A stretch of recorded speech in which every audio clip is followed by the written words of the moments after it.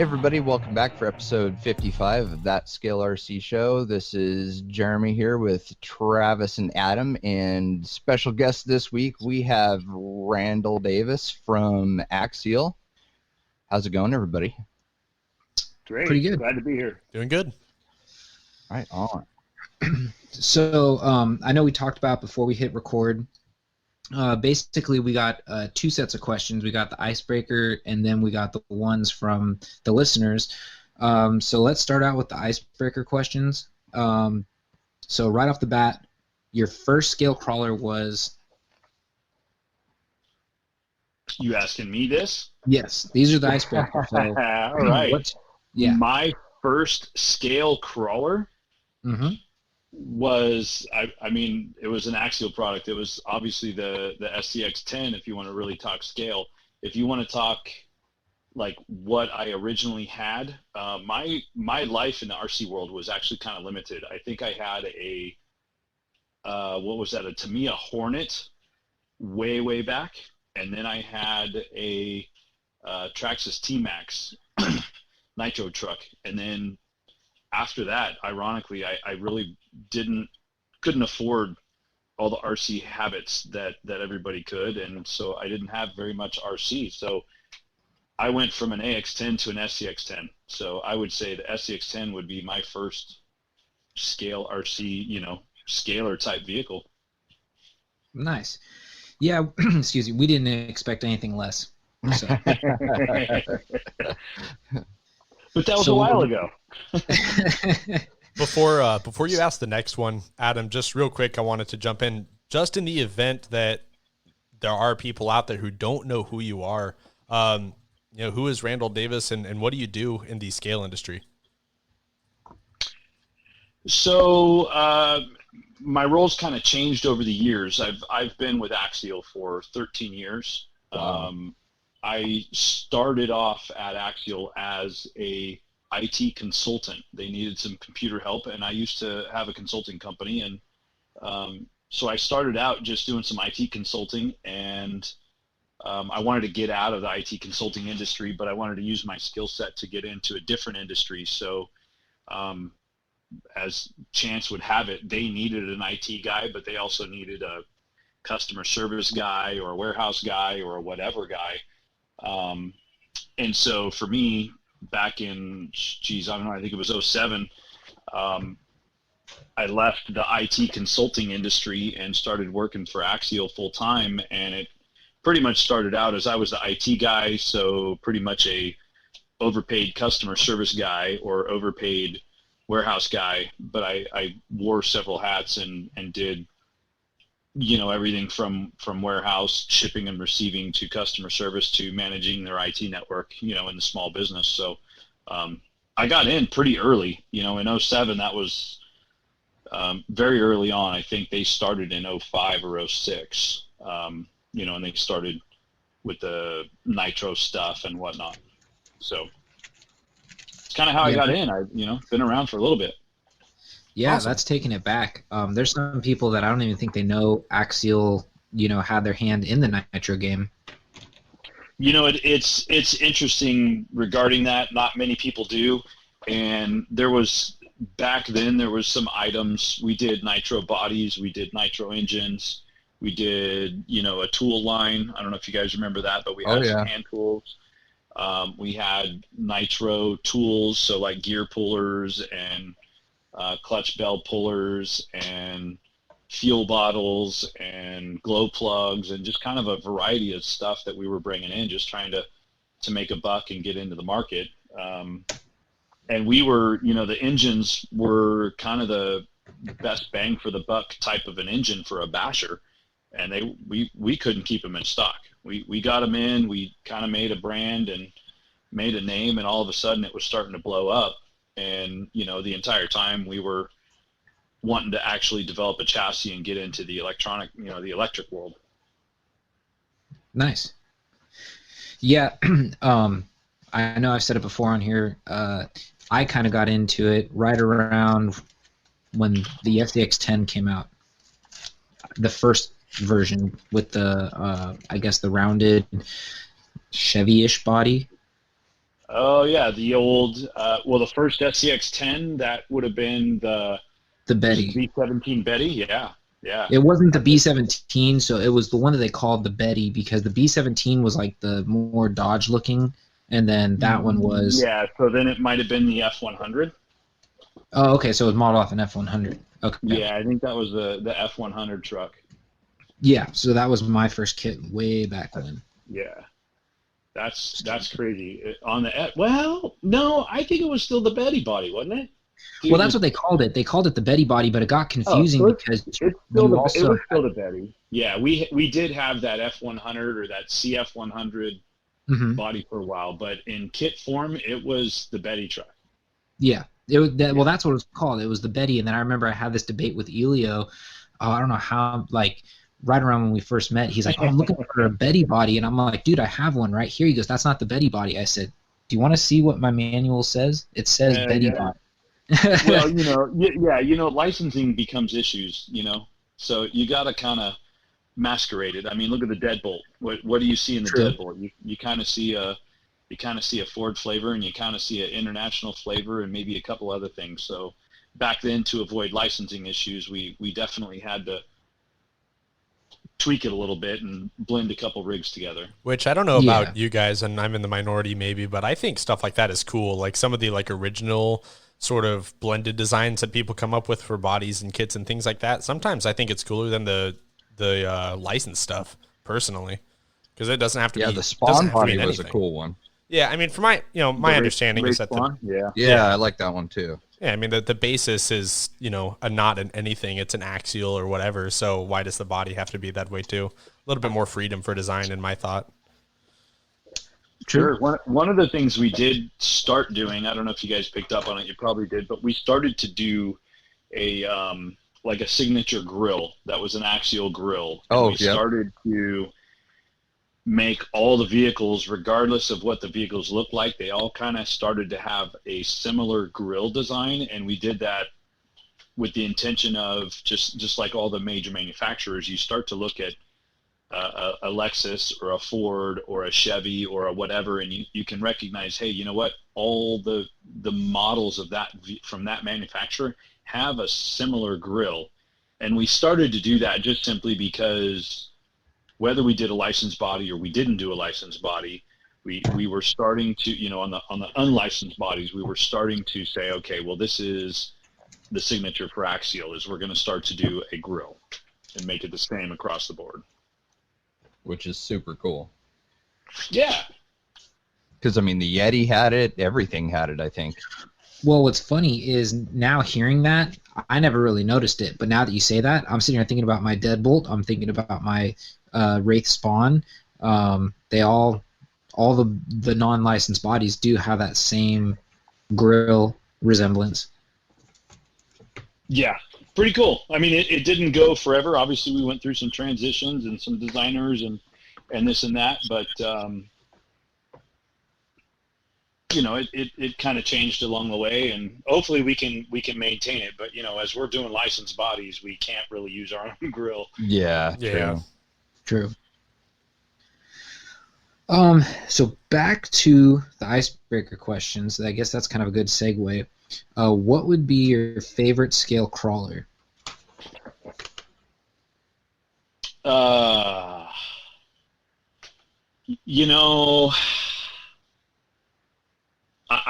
would have to go all the way back. So, geez, I don't know. I really like my what was that? The SCX-10 G6 or the SCX-10 Rock Racer was probably my favorite scale. I still run it. I think I've converted it to the SCX-10 2 chassis, but I'm a Jeep enthusiast, so everything about me is like all about Jeep. So when we came out with the SCX-10 2, I still rocked the old Jeep Rock Racer body because it has that dovetailed back end and the tapered front end and all that stuff. So I still like that, but at the same time, I think, Adam, you know as well, this past Axial Fest at Donner, I was kind of rocking an old school AX10 SWX chassis with an XC1 body, and I actually put AR60s underneath it with some 2.2 tires, which was really kind of a cool mix-up just because it was still all of the Axial product. But I took kind of some old school and some new school and mixed it together and made a pretty cool crawler out of it. And you did a really good job. Like, I know I've texted you this in the past. That, like, put me on the radar for finding an AX10 to do something with, and I finally got my hands on one. So I you know what? Yes, you were texting me, and I have an old. If you're running the old AX10 axles, I have a BTA kit that I found in a box. I don't know if you're going to be interested in that. And I also found bag F untouched from an XR10, which is the old shocks. If you need either one of those, let me know after the fact, and I'll we'll figure something out. I got a bunch of old stuff that I've just been sitting on. Yeah, we'll have to do something. Because like that'd be like, that's like my goal, is to take this, do some sort of like upgrades to it that was still like kind of like original. I know it's gonna be hard, being that, I mean, what, that car's like 12 years. Yeah, 12 years old. So it's you're a like, little old. Yeah, so to find all the stuff new is gonna be, a challenge, but it'd still be fun. Yeah, let me know. Do you have the chassis, the AX10 chassis? Is that what that was? Yep. All right. That is the AX10 chassis. It's pretty much okay. So I mentioned this on last week's episode. So this car is so original. It still has the original. I don't know the part number, but it's the Axial servo and the. Oh my gosh.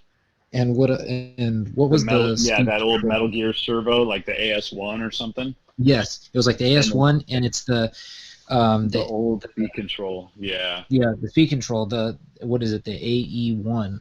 Maybe an AE1. Yeah, it was before we started using the castle style stuff. Yeah, so I was like, wow, this has everything. And it's all functioning still, right? Like none of it's broken. No, it still functions. Like I said, the only that's so rad. Wait, does it have the old AM radio? I don't have the radio. So that's the only thing I don't have. Classic. That would have, but that's the only thing I don't have is the radio. No, everything's there. Even the tires, the original Proline hammers. Yep.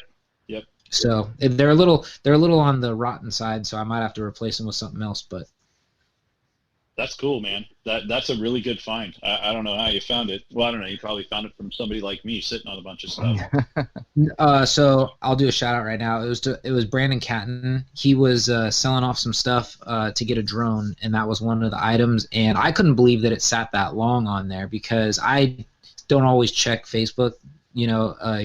Morning, noon, and night. It's more like, oh, okay, I just got off work, and I would happen to be scrolling through, and he had it posted. I was like, it's been up for like 7 hours. I was like, so I texted him. I said, hey, has anyone bought this yet? And he goes, nope. And I said, all right, sold. I'm surprised Mike Kirby didn't sweep in on that and somebody tagged him in it, but I don't. Maybe I beat him to the punch. You got lucky. Wow. He's usually all over that stuff. So yeah. That's so, all right, back to the questions. Favorite place to go crawling? Oh gosh.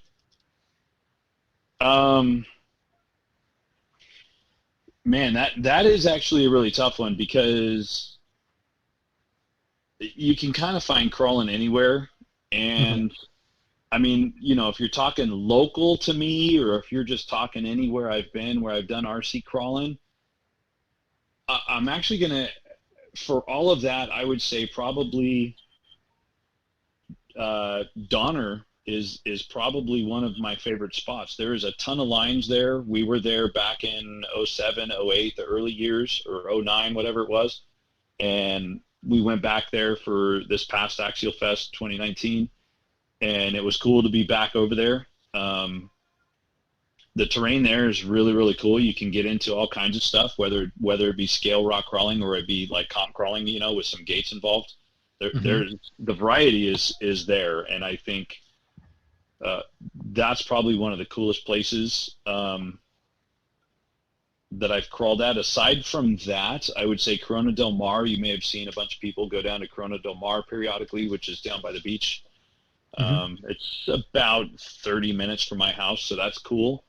But I'm not I'm not really a big beachy kind of guy. I'm more of mountains and wilderness and stuff. So, I don't know. I'll tell you, just this past weekend, I was out with Cody. We were at a rock crawling competition, full scale, and we were in Cedar City, Utah, and there's a place called Three Peaks Recreation Area, which actually had a bunch of really cool lines that you could crawl on out there. So,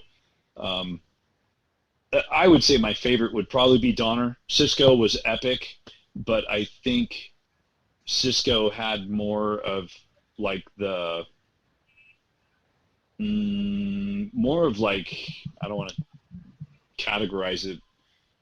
I'll say it more like overlanding, right? You're just kind of trail cruising. I hate to use that term, but it's kind of more like that, I think, at Cisco, which was super, super cool. And then there was a whole bunch of areas that you got real technical crawling, but overall, I think Donner is probably my favorite, and I'll say it's my favorite because I've driven there both with RC cars and,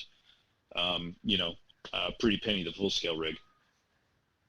Yeah, I remember the year you guys brought up. Was it Pretty Penny that Cody brought up? Yeah, he brought it up there once before. I actually competed at a We Rock competition in Pretty Penny when Cody couldn't make it. I took it up there and drove it. And, nice. That was epic. Like, that whole terrain up there is just unreal. It's crazy that you're like on a mountainside. Yeah. No, very cool.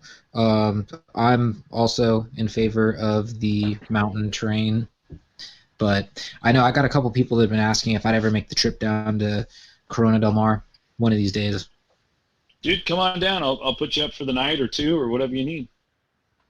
Awesome. Yeah, we might have to make something happen. Let's see. Favorite event? Come on now. Axial Fest would be my favorite event, but I'll add to the list. Axial Fest is my favorite event, but I'm also working that event. So non-working events, I would say a second best goes to probably Proline by the Fire. They've got a really good event going, and I think what they've done is pretty badass. It's fairly local to me as well. That's 2 hours away from where I'm at, so it's close by. I went last year for the first time, and the wife and I both had a really good time at the event, and we're looking forward to going again this year. So off the clock, that was probably my favorite event. And then, of course, anything you guys know, I participate in the ultra 5Ks or ultra 5Ks before. So anytime there's one of those around, that's probably one of my favorite.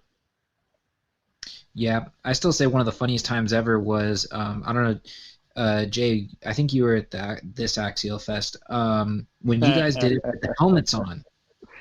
Yeah, that's right. That was what, 2016 was the helmets?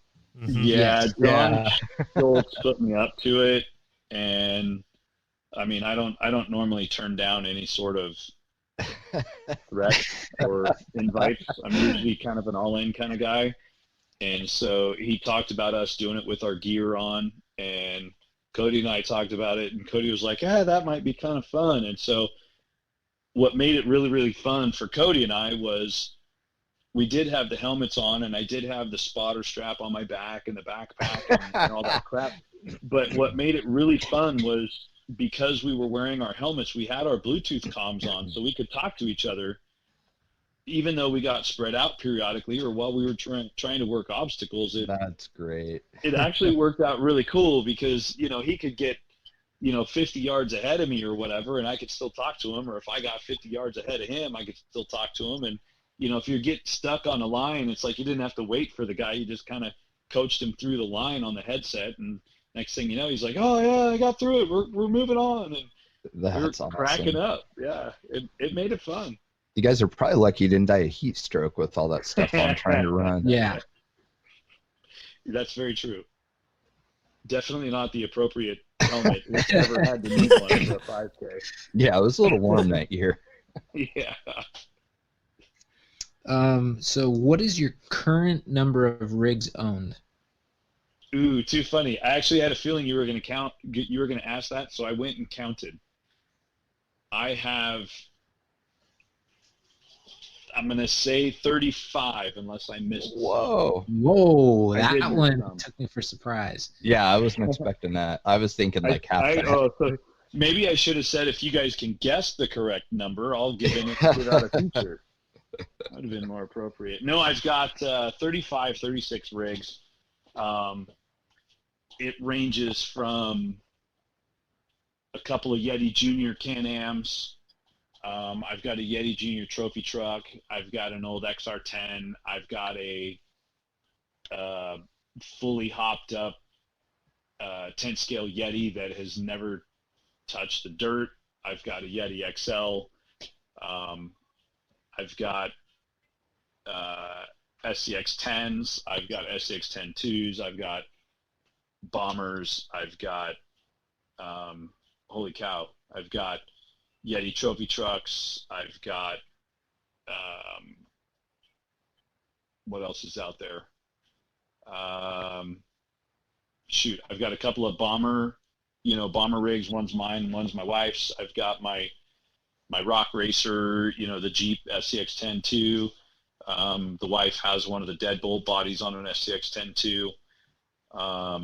I've got some just skid chassis. I've got, dude, I don't know. I mean, I counted them today and was like, oh my gosh, this is just too much stuff. Plus, I've got things that I can't even talk about because they're on the shelf as well. Some products. Nice. That's the fun stuff. Yeah, the good stuff. So dude, there's a ton of stuff that I actually have. And again, I was never this into RC before I started at Axial. And most of it is because it's all project related, and that's why I have it all. Yeah. I'm sure it's not the most that everybody else has. Still, it's really cool to have. So yeah. So I need to buy a drone, so I'm going to sell some shit off here soon. So comp or trail days, which do you prefer? Nothing beats a good day of crawling some gates, but trail days are super fun because they're more family oriented. Because I'm a Jeep enthusiast, it's more like the real deal. I like to, I'll go back to the whole Axial Fest thing. I think the greatest thing is that you can get 1,500 people together and everybody's going to be geeking out on RC cars, and it's super, super cool. Like I bring my RC cars when I go Jeeping a lot, and they just sit in the rig because everybody's just, hemming and hawing over the full scale stuff, and nobody really takes the time to drive RC cars, even though we all bring them, we just don't do it. So Axial Fest is probably the best place to do it. And I think scale trail wheeling is a whole lot of fun because it's not super, super intense. So for the most part, I would say scale trail is, trail wheeling is probably my favorite. But when you're on limited time and you want to throw down some gates and kind of hash it out with a buddy now and then, comp crawling is pretty awesome. That's a tough call. Nice. Well, it's a good answer. That's a tough call. I would say the majority of what I do is probably scale trail wheeling. Nice. Yeah, I mean, that I like the answer because that's pretty much the way I think we feel about it ourselves. It's fun. You get out with your friends, you can BS and just hang out all day, and yeah. So yeah, like you can drive the car one-handed if you're scale trail wheeling, right? Exactly. That's the super cool part. And then, that's what makes it really fun. And then if you're in tight quarters or whatever and you really want to throw down some gates, I mean, we kind of did it Axial Fest last year. I don't know if you guys heard about it or saw it, but we did do a pretty much a no holds barred comp crawl just off to the side with some guys, and everybody brought their comp crawler and we just threw down some gates and goofed off. There was probably 10, 12 of us. That's pretty rad. Yeah, I was gonna say Roklowski brought up his. Yes. Was it a Berg or was it a No, he did. I don't know what you're talking about.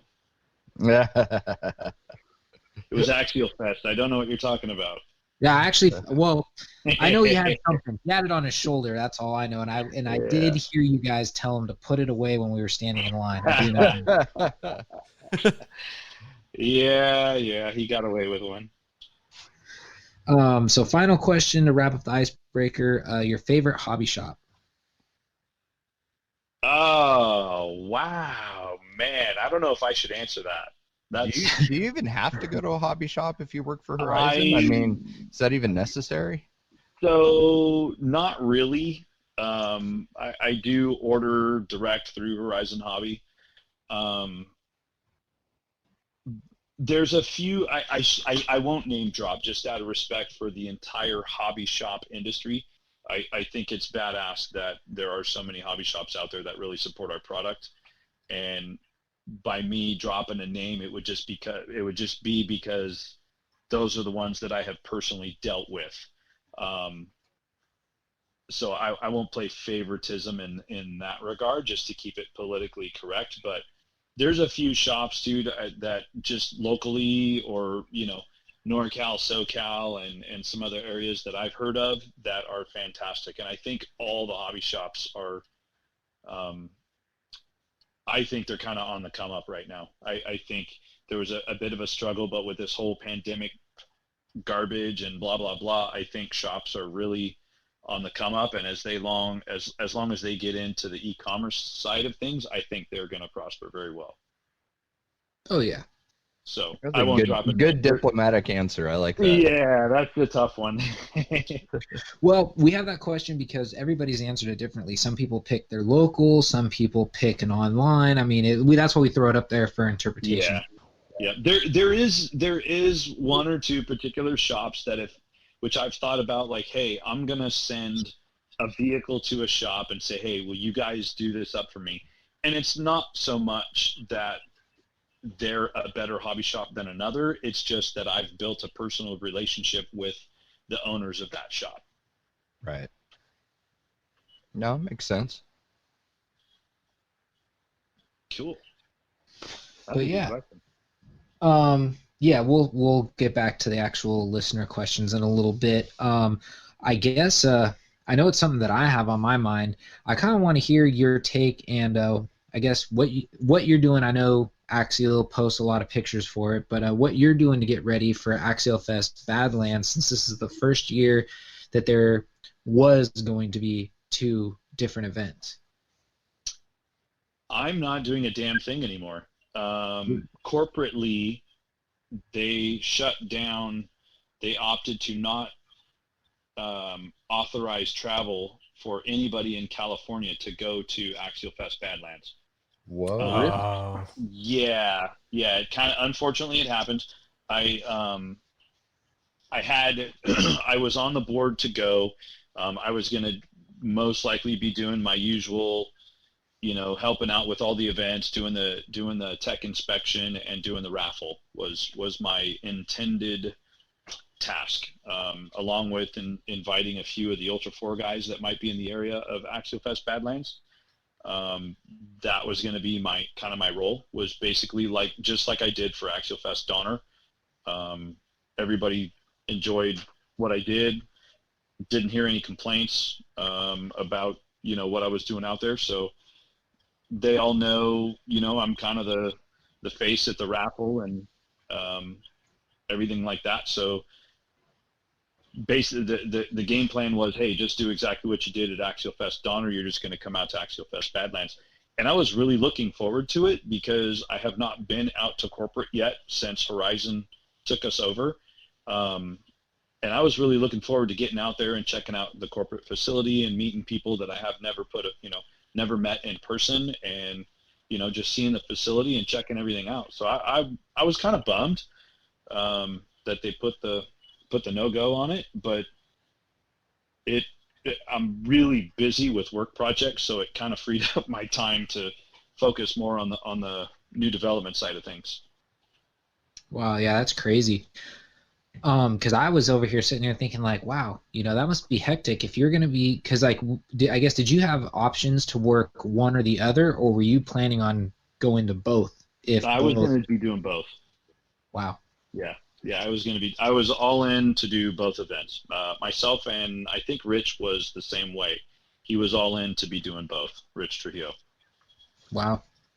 So we were just, I mean, is what it is. Axial Fest is an epic event, and I think um, having some of the longer term people that have been around Axial, or the Axial brand or Axial Fest is key to really help make it a good event. But from what I've seen, they've got a lot of really good stuff going on. It's going to be an awesome event. The attendance might be a little bit on the downside, but that's kind of par for the course when you kick off a new event. And obviously with the COVID stuff going on, I think it's, the results are going to be a little bit different this year, but it's going to be good. They've got a lot of good stuff going over there. Yeah, that's the unfortunate thing. It's going to be kind of a double whammy. If it was, if I guess the COVID stuff didn't happen, it might still be lower. Well, it'll be lower than the West Coast attendance, but I think more people will be, I guess, intrigued to go. Right. Because traveling wouldn't be so restricted. But yeah. Yeah, that's really the thing is if you think about it, you kind of look at it like, well, it's the first event, so nobody's going to really be interested to go because it's Axial Fest Badlands. But then you look at it like, well, there's a handful of people that are going to be interested in going because it is the first event. And then there's going to be another handful of people that are like, I just can't wait to get to an event and take part in something because nothing's been happening. So it's a funny one. So, and I think overall, I think the results are going to be really, really good. I think the attendance is going to be above what we expected. And I think whoever's there, I mean, we don't chintz out on the raffle. You guys saw that last year. Oh no, it's always been really good. Yeah, and we know that's one of the things that the fans appreciate. So I can't imagine the raffle is going to be chinched out. And so the fewer people that are there, the more chances you have of winning some really cool stuff. Yeah. I mean, so who doesn't want to go somewhere and win a free RC car? Exactly. I mean, I bet you there's a handful of people that are actually like the diehards that are going, or it's really close to them and they're locals, and they're probably like, all right, everybody, please just stay home. Right? We'll take care of it. We got this. But yeah. That was a couple of things I had on my mind. The only other stuff I have on my mind is obviously what Axial has planned down the pipe, but I don't know if you can disclose any of that. Well, let's see. What can I tell you? So I can tell you the obvious is the standard axle conversion kit. That's obviously on a lot of people's minds. It was in the instruction manual for the SCX-10.3 and the SCX-10.3 RTR and stuff like that. That's on my plate of to do, and it is progressing along. We're doing the best that we can to try to bring it out as fast as possible, but we do need to make sure that the I's are crossed and the T's are dotted. Otherwise, you guys are going to complain about it. So it's coming along really good. We've got it just about done. I'm getting ready to get kind of a T3 sample, which is just about, unless there's some kind of an issue, the T3 sample is pretty much ready to go. We give the final approval on that, and then they start production. So with that, straight axle conversion, are you still gonna have to get the gears for the transmission separately, or is that gonna be an all-in-one kit? It's an all-in-one kit that we're looking at doing. The premise for it is basically if you own an SCX-10.3 kit, an SCX-10.3 RTR, or something else that's coming around the corner, the idea is you buy this, and it gives you the axles, the gears, the links, the anything and everything that you're possibly going to need to put standard axles under it. Oh, so the links will change too. Depending. So with the links, what we're really after is just maintaining the proper pinion angle to where you're not disrupting the drive line. Okay.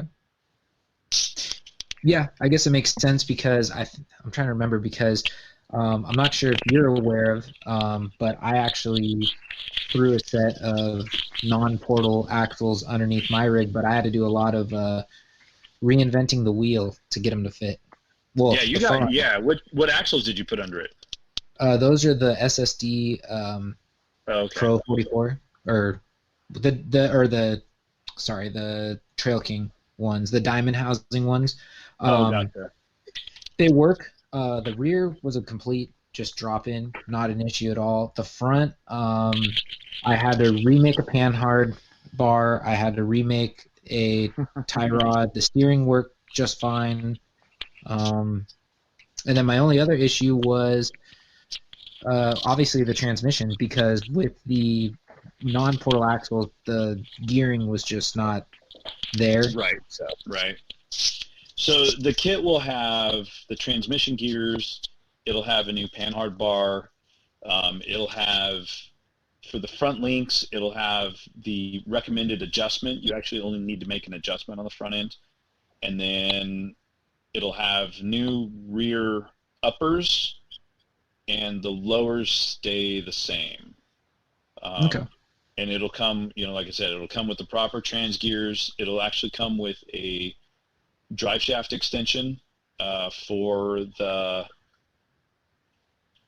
front, I believe. It should be the front, because I extended mine. I used the parts out of the kit and actually just made my own. Yep. Got the length that I needed chopped off just enough and put it back together. Yep. So it'll have that and shocks. It comes with shocks. Oh wow. Yeah, and everything, like the axles and the shocks, this is way, I shouldn't even be telling you all this, but the axles and the shocks will be fully assembled. Oh, rad. Oh, nice. That's way cool. Yeah, so you're not going to have to spend time putting that stuff together. Yeah, I'd probably let the cat out of the bag on that one. No, it's okay.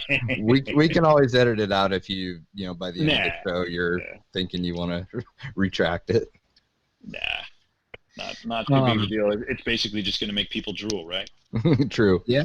Well, what I like about it is it's a whole, like you said, it's a whole kit. So if somebody wants to achieve this, they can it's one-stop shop. You get everything you need and it's done, because I know that's what I was getting bombarded with a lot of questions when I first posted mine up. They're like, I don't get it. How did you do this? What did you do? And it's like, all right, you got to spend a lot of time in, doing this if you're going to do it. So, because, I mean, I didn't realize how thought out the SCX 10.3 platform was until I tried to do this. Until I tried to do this task, because that molded, I guess, oil pan for the scale motor has a little cutout where the panhard bar goes up into it. So I'm like, because at first I was like, well, maybe I'll just like try and find some longer rod ends. But then I'm looking at it going, no, it needs to be able to go up in there. So I said, well, I'm just gonna have to bend one myself.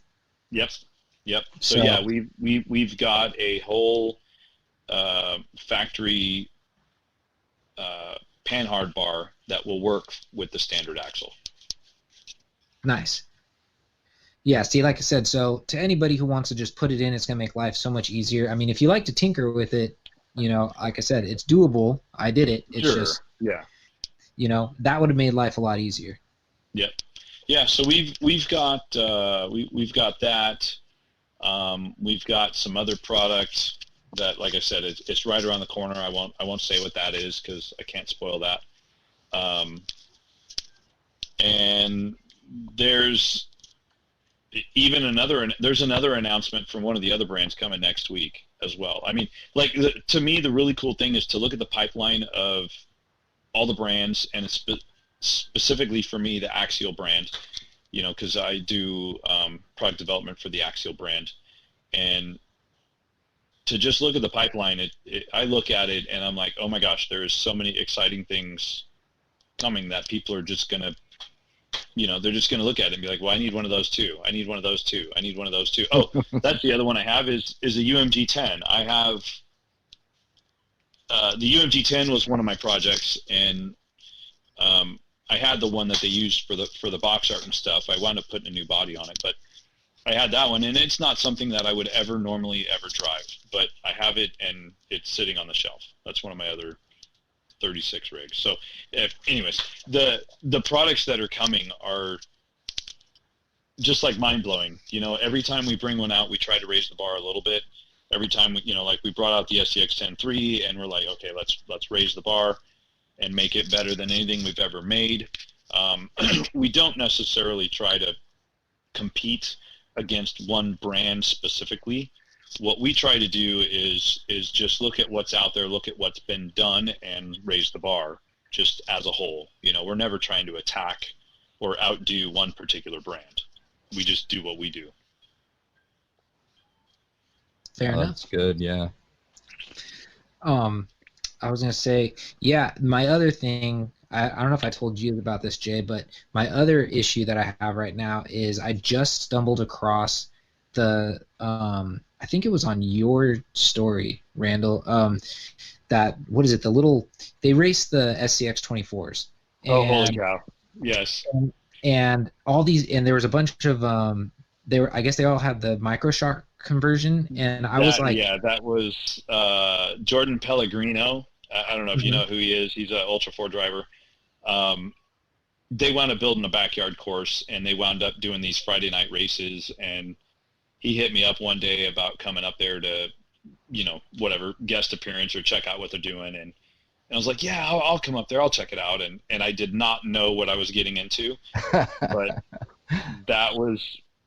So favorite places to crawl or to compete for an SCX 24, Jordan Pellegrino's backyard. That's what I'd say. Well, I mean, their course was off the chart awesome for an SCX 24.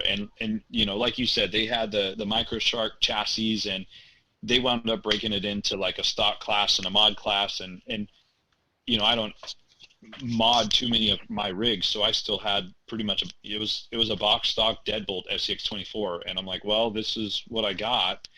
And crazily enough, I probably could have ran in the mod class and placed top 5 just because I knew how to drive the damn car.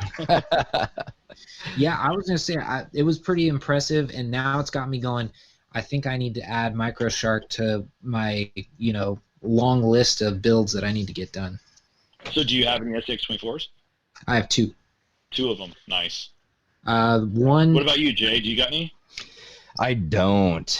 No, I've kind of stayed away from the mini scene, but before too long, I think we're going to be probably getting into it. We did a man-made course for an expo up here, and the very first thing, we did foam with terry cloth that was soaked in concrete over the top of the foam, and man, that thing, we built it with 10th scale in mind, but with 24th scale, I mean, there's like canyons and ravines, and it would be a totally different course. So it's definitely something I'm gonna have to get into and check out, because it looks like a blast. Yeah, I was I did some a little bit of crawling with the SCX 24 when we were doing the development on it, and for me, I pretty much, if Axial doesn't make it, I pretty much leave it the way that it is. I don't do a whole lot of aftermarket hop-up upgrades and stuff. Most of my stuff is all, either Axial hop-up or it's just bone stock RTR. Except for my bombers. Those got some pretty cool, Vanquish upgrades and stuff like that.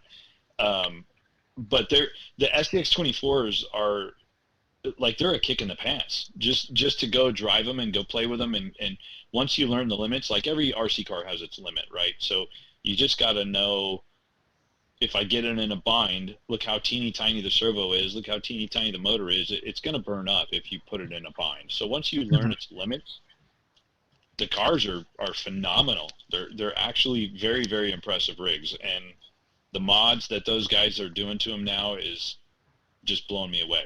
So I guess with that, I probably should start thinking about doing some sort of an SCX-24 tube chassis. Yeah, see, that's what got my interest, because I was like, oh, that's really cool. But see, they did such a good job painting them. I assumed somebody was like either brazing or welding these little chassis. So I actually reached out to that page and was like, hey, can I ask some questions on like your tube diameter you're using? And they're like, oh no, this is a 3D printed cage. And I was like, what?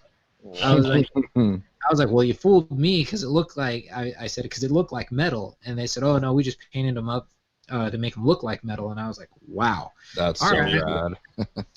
So I know Jordan now has a chassis that he has designed.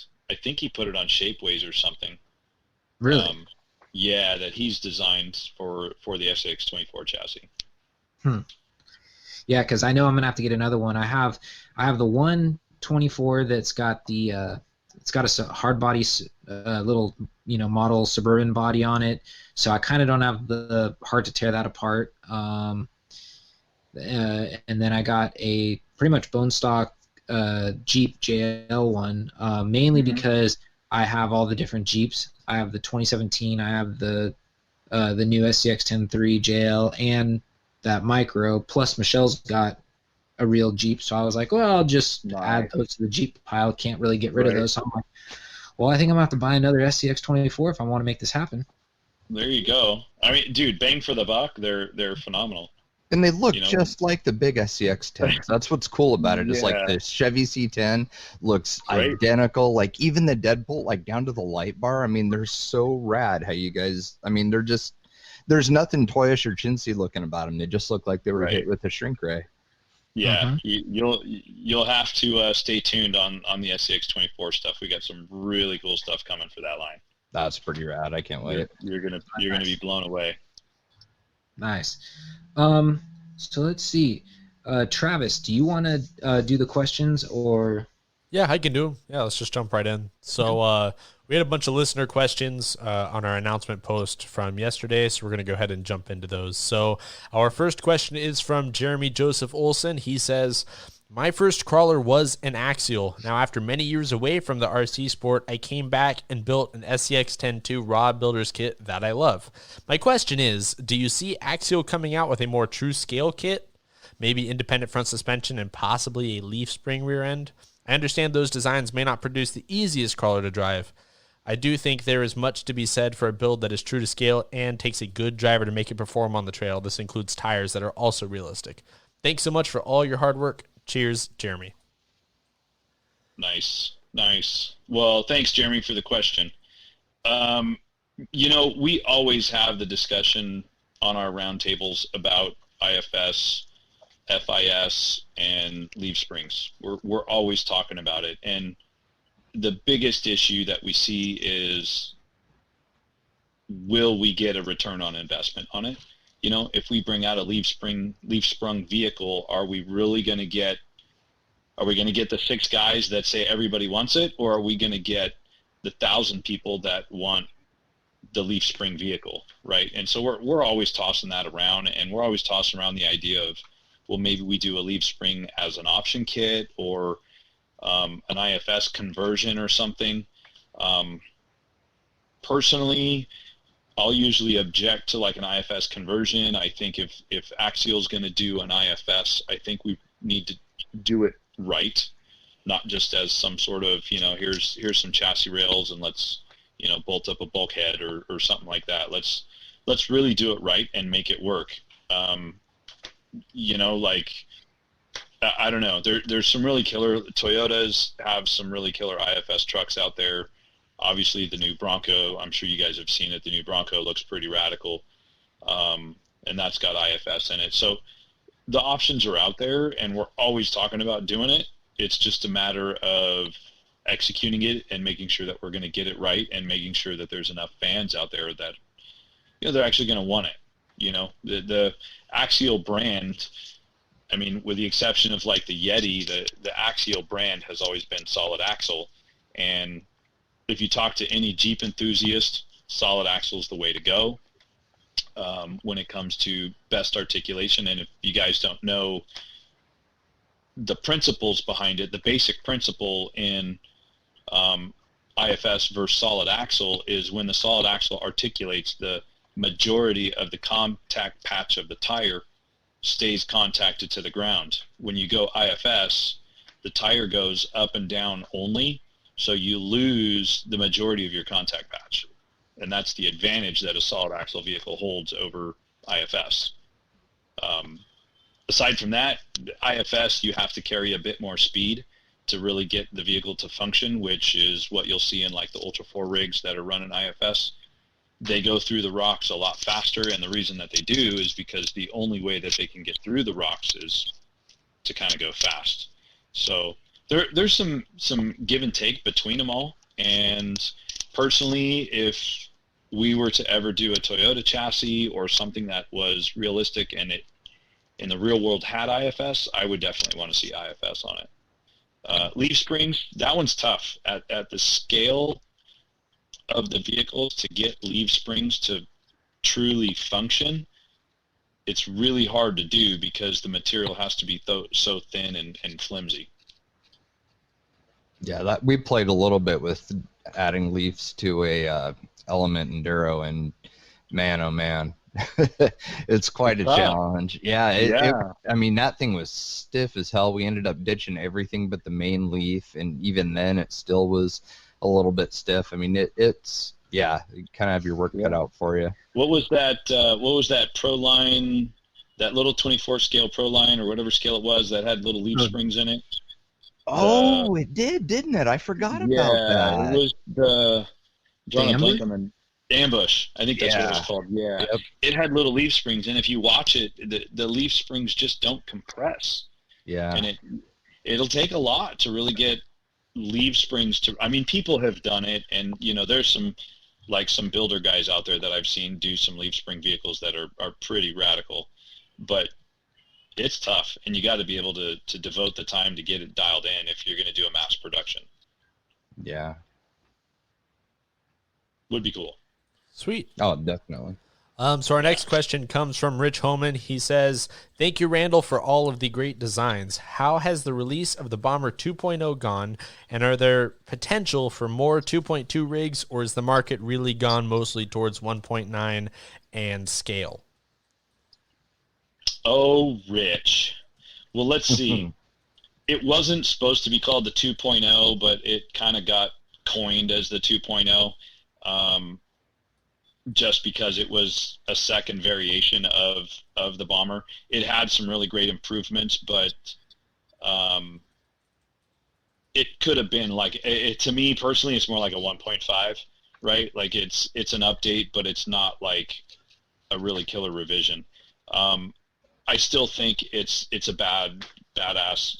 I don't know if I can say it. I still think it's badass vehicle. I personally have one. I have one that I'm actually getting ready to make my new Ultra 5K Bomber rig, and I'm going to retire my old DTR rig. So I'll be converting to that one. The changes aren't drastic, but there's been a lot of hype on people still wanting it. It's always been a good seller for us. So sales-wise, I think it's still doing really, really good. Out of the box, that's probably one of the best rock racers on the market that you can buy. And if you're looking to kind of do some trail running or somewhat bashing around through the rocks, or I'll even kind of, some people say portals are training wheels for rock crawlers. You could almost kind of say that about a rock bound or a Bomber. Is if you're not into the 1.9 scaling because the rocks are too big and you struggle with it, well, maybe you need to start with a 2.2. I think there's a lot of room for that market. I still like driving the 2.2 stuff. It's just a matter of finding the right obstacles, right? Like if you look at a 2.2 versus a 1.9, the 1.9 is going to give you the ability to find smaller rocks to drive over than what you would need for a 2.2 to make it challenging. Well, if you take it a scale smaller and you grab the 24 scale, the SCX 24, you're doing the same thing. You're like, well, now I don't need such a big giant rock to make it super challenging for me. So I think they all have their place. And I think that the 2.2 market is, I think it's still strong, and I think it's still going to thrive. And I don't know. I'm a fan of it. I think 2.2 rock crawling is awesome. You know, that's a lot of fun. You know, the Bomber is one of those rigs, and I've always said this about it. If you had to pick one RC car, that's all you were allowed to have, I've always said the Bomber would be it, because you can bash and have fun with it, goofing around. I mean, when I had mine, it was like really hard to control yourself when you're out rock crawling, because you could like jump little, you know, make doubles out of stuff, and you know, you could just goof around with the thing. So it was great for bashing. You could crawl with it, and you could go fast with it. It was like the one do-it-all rig that you couldn't really go wrong with. So I've always been a fan of it. Yeah, I think, you know, like for the wife and I, we actually, when we go run around the block, if we're going to go, you know, pavement pound or run on the cement, you know, for a 5K or something, just for some training, it's funner to run with the Bomber than it is to run with a dog, right? Like, you know, you don't have to keep an eye on the Bomber. If you let go of the throttle, it's going to stop. If you don't want it to cross the street yet, you just don't give it gas, right? Like, it's better than a dog, right? It's just going to do what you do. So we've had a lot of fun, you know, running around the block with the Bomber, going and doing some, you know, local trail running and stuff like that with the Bomber. It makes running way more fun. I do not like just going and running. I can run for about 30 minutes and I'm over it. Yeah. So having the Bomber, doing some trail running or even some trail hiking, it's ideal. I think if you're going to go hiking in the wilderness, another really cool thing for the Bomber is, because it's a 2.2, regardless, for the most part, regardless of the terrain that you run into, it's going to be able to get through it. You know, kind of like you were saying, was all around. It's going to be a capable rig. One of my faves. Absolutely. Sweet.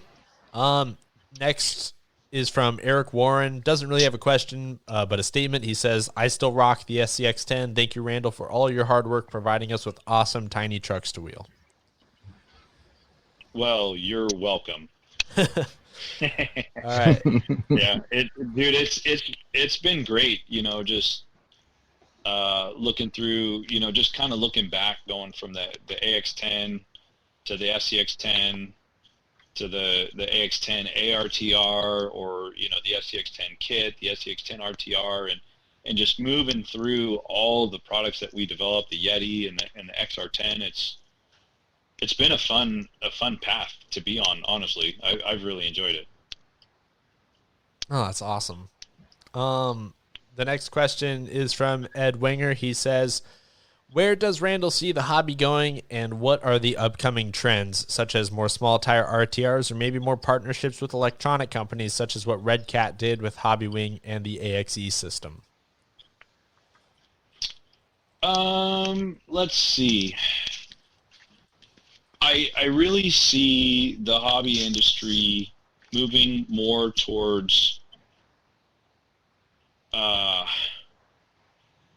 one-to-one replication is what I see. I won't wrap it into just 10th scale or just 24 scale or just 8 scale or anything like that. I think what we focus on is scale replication, whether it's, you know, a trophy truck or a rock crawler or a, you know, off the dealer lot production vehicle, or, you know, whatever it is, we want to try to replicate the real deal. And I think the market's going to go more that way. And I think across the board from the Horizon products, all the brands, that you're going to start to see that more of, hey, these guys are really trying to, you know, replicate more and more and more of the one-to-one stuff. And that's kind of where I see it going. I don't know if it's going to be tiny trucks. I mean, SCX 24s are a huge hit right now, which blew me away. I honestly did not think it was going to sell as well as they did. So I didn't think it would take off, but I was totally wrong on that one. And, you know, I still did the project, but I didn't think it would go that well. And I think the 1.9 the 1.9 market is thriving. I think it's still going to be thriving. I think if you brought out a 2.2 realistically scaled Jeep, I think it would sell well. And so, and that's what I mean by, like, I think the industry is more looking at replication of real world vehicles, things that people can actually relate to, the mini me's or the mini I wannabes. If you came out with a gravedigger, right? We came out with a gravedigger, and everybody wants the gravedigger because they can't own one in the real world and they want to have one, or whatever. If it was I don't know if you guys know who Shannon Campbell is, but if we made a Shannon Campbell Ultra 4 rig, well, everybody that knows Shannon Campbell would want, I want that because it's a replication of what he drives. And that's where I kind of see the market really thriving. As far as components or electronics, with the acquisition of Axial under the Horizon brand, that opened up a huge plethora of resources for us. And so what you're going to be seeing is more and more of the Spectrum line brand, the Spectrum line being used in Axial products or other products across the board. And they've been doing a lot of development on the Spectrum brand, and they're really trying to hone in on what the consumers are after and what's really going to work. And so I think when it comes to RTRs, you're most likely going to start seeing more Spectrum stuff, just because it's a Horizon branded product, and we have more control over what gets developed to put it into the vehicles that need certain elements. If we have a vehicle that requires a certain type of brushless motor and we don't have it yet, we can easily develop it. I see. So, let me ask this question then as a segue from that, which is from Ryan Crowley. He asks, how has the partnership of Horizon after the buyout benefited the current and future of the Axial brand? Good question. Overall, I think it's great. Obviously, Horizon's a huge company, and they have, corporate red tape and blah, blah, blah, which I wasn't used to because I was just from a small company. But overall, the acquisition and the transition and the benefits, they're huge. They're absolutely huge. Like, they have way more power and way more ability to invest in certain designs. They have the ability. They have way more buying power with additional resources if they need. They have tons of relationships overseas that really help us produce the product that we do. One of the killer things that kind of was, I guess, a step up for the SCX-10 was the plastics. The SCX-10 plastics are completely different than what we used to use, and that was just because we were able to use the resources that Horizon had and integrate them into the Axial brand. So it's been an awesome. Yeah, it's a huge learning curve for me because there's just so many different things that I wasn't used to, but overall it's been awesome. Oh, that is awesome. Yeah, it's been quite the transformation, even, just to see, I guess, just a difference in the product release paths with a lot of projects that you guys have come out with over the last, pretty much since the Horizon acquisition. So I imagine that we're feeling it from a customer base. The internal change must have been massive. Yeah, you're gonna continue to see it. There's gonna be, obviously there's gonna be the opportunity of, hey, this didn't work out right, or that didn't work out right, or some shortcomings or something like that. But I think overall, once we get through the transition, like under the Horizon brand, Rich Trujillo is another Axial developer, and or I should say product developer. Ryan Dunford's having his hand in some of the Axial products. So the team is expanding and changing, and so you're going to see kind of some differences coming, and it's going to be a transition for everybody. Like, Rich never did Axial product before, so that's all new to him. And, to keep the brand kind of the way that it is, he has to learn a little bit about the heritage and the way that we used to do things. But at the same time, I want to learn how Horizon does things, and we want to marry the two together to help bring the best product that we possibly can.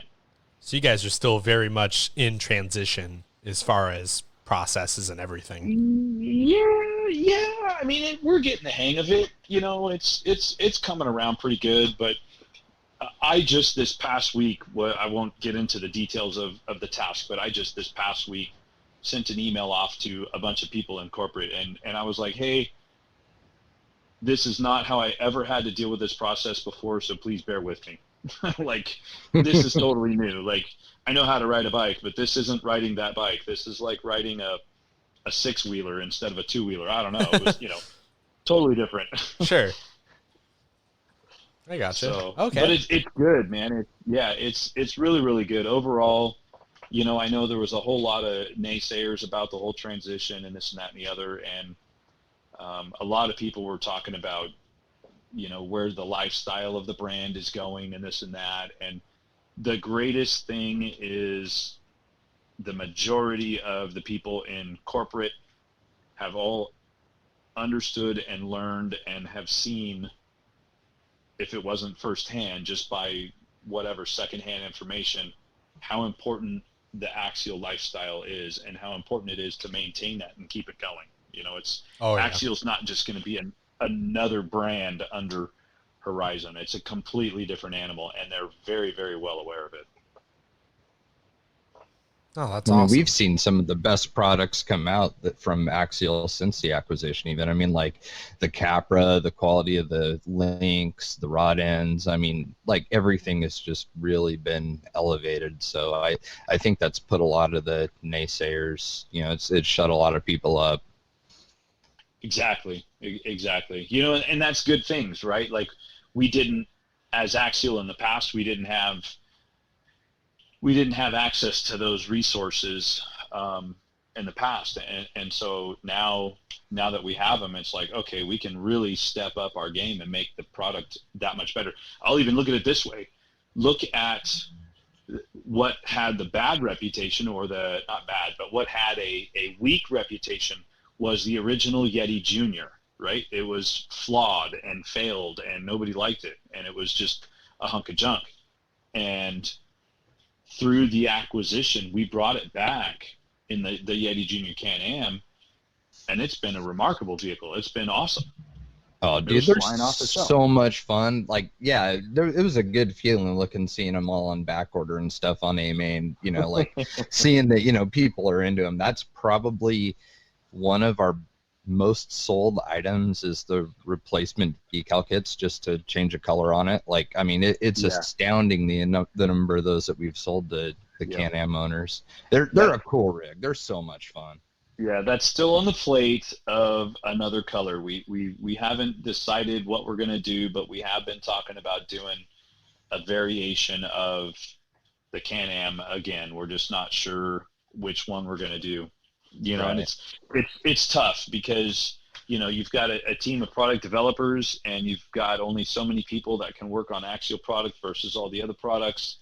And you got to pick and choose which ones you want to bring to market. And then once you do that, you got to decide, okay, what engineers are going to work on developing this product, and what's the timeline on this product. And there's a lot to do with it. And a lot of people don't understand that it's not just an overnight task. When we decide we're going to make a product, it is anywhere from 12 to 24 months before we get it done. If it's 12 months, we somehow miraculously kicked butt at it. It's, I'm not surprised to hear that. It is a lot of work. I mean, I look at what Travis goes through just for our business, on just little items and stuff. And I can't even imagine, having to have an entire car being developed on your plate. Right. And it'll go down to one of my issues recently that I was having to deal with was a servo saver, and it wasn't working right. and we had to go back to the drawing board, and then it wasn't working right again, and then we went back to the drawing board. And it's just a servo saver, and you'd think servo saver has been being made forever, right? Everybody makes a servo saver, and you come out with a servo saver and it's still not good, and then you go to like an old school servo saver and it's not good. So you're like, okay, what is the problem? And you just have to spend that time just for a servo saver to get it right and make sure that, you know, when you bring it to market, it's not just a hunk of junk. Yeah, you can't just cut corners. It doesn't work that way. Yeah. No, you don't like to cut corners because that hurts the brand. Yeah, exactly. Yeah, no, definitely. Yeah. Okay, so the next one is from Ryan Crowley again. He says, did you ever think that the development of the SCX-10 platform would become such an influence on where the scale/crawler scene has evolved to?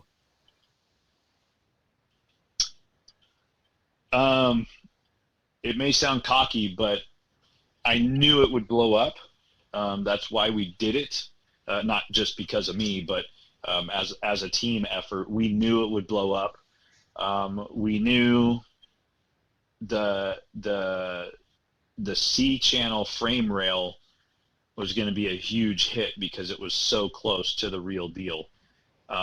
We didn't think it would go as far as it has gone, but we knew that it would blow up. I've been surprised just over the years from what we originally built to how everything has evolved and how things have changed in the industry, and even the other manufacturers that are out there, you know, our competitors, how they've kind of started to develop other scale vehicles, and they're trying to, you know, they're picking their niche in the market and wanting to get a piece of the pie.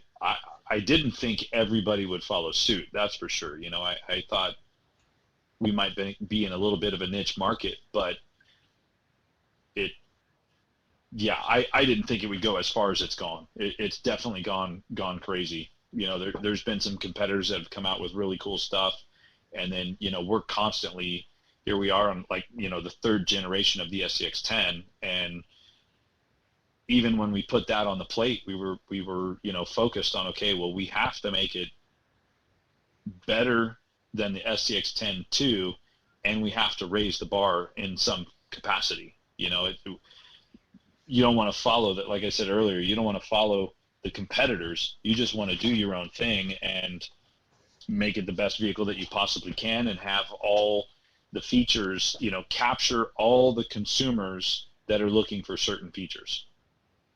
So it's been a fun ride, you know, just developing and, you know, it kind of goes back to the whole, you know, everybody used to say it like, oh, it's just another SCX-10 with a new body, new wheels, and new tires, or whatever, you know, and when are they going to come up with something new? And the funny part about that is, even with real world car manufacturers, if you look at it and they're just developing a ho-hum vehicle, or they come out with something new, like, I'll even say my first car was, you guys will probably never guess what it was, but my first car was a Chevy Chevette. It was this little piece of junk. It was a Chevy Chevette, and I think it was a Pontiac. I don't know if it was a Pontiac, maybe a Pontiac something. I forget what it was. There was a couple of different names, but it was this little two-door hunk of junk. And I came to find out later on, after doing some research, that it was an interim vehicle to produce revenue for Chevy to come out with an updated Corvette. That's all it was. That's the only reason they made the car. They didn't make it to try to, you know, compete with a Ford Escort or be the latest, greatest, awesome commuter or anything like that. So I guess what I'm getting at is, when you see that Axial comes out with another SCX-10 2, and it's got a new body, new wheels, and tires, what you may not recognize is there's something big in the background happening, and that's just to keep the revenue mouse running along. You know, like, hey, here's a new product, you know, we got to keep it going in the background. Hey, here's something else coming along, you know, because the SCX-10 3 didn't happen overnight, obviously. Oh, Right. sure. Right. No, How that makes long? sense. Can you say how long you guys were in development of that rig? Like when that project started? I think that one was all of just about 2 years. Wow. See, I thought that'd be really interesting for people to hear. Yeah, I think so. It had been in the works for quite a while. Which makes sense because, like, I mean, I think the number one, I guess you could say, critique about the SCX 10.3 is everyone said, why did the portals come out on this and not on something like the UMG 10? And now this puts you into perspective that the UMG 10 was already out on the trail while this was still being developed, so there was no way. Correct. Right. It just couldn't happen. And should we have maybe waited on the UMG 10? Maybe, but then are we missing the window to release a UMG 10? Right. Right. Yeah, like, exactly. Well, maybe, it's hard to say. It's a balance game, and guaranteed when we talked about the UMG 10, we were all on board of it should have portals. But then when you start looking at the design board and the portals are not anywhere near being done, what do you do? Well, there's not a lot of carryover from the SCX 10.2 to the 3, is there? I mean, it's No, there's not. There's I think maybe the internals of the axles might be the same. Some hardware. Yeah, some hardware. Yeah, no, the pinion gears. Yeah, like the pinion and the ring and pinion, and that's really about it. I mean, there's nothing else that's the same. Yeah, I think that's about it. The trans is all new. I think everything is new except for maybe the ring and pinion. There might be one or two other things, but that's pretty rad. When you think about that, it's like it's pretty easy to see why something like that would be, a 2-year development. Yeah, it definitely is a lot. And then of course along the way, you do a design review and you're like, wait, we want to add this, or we want to change that, or we want to incorporate this, or we want to do that.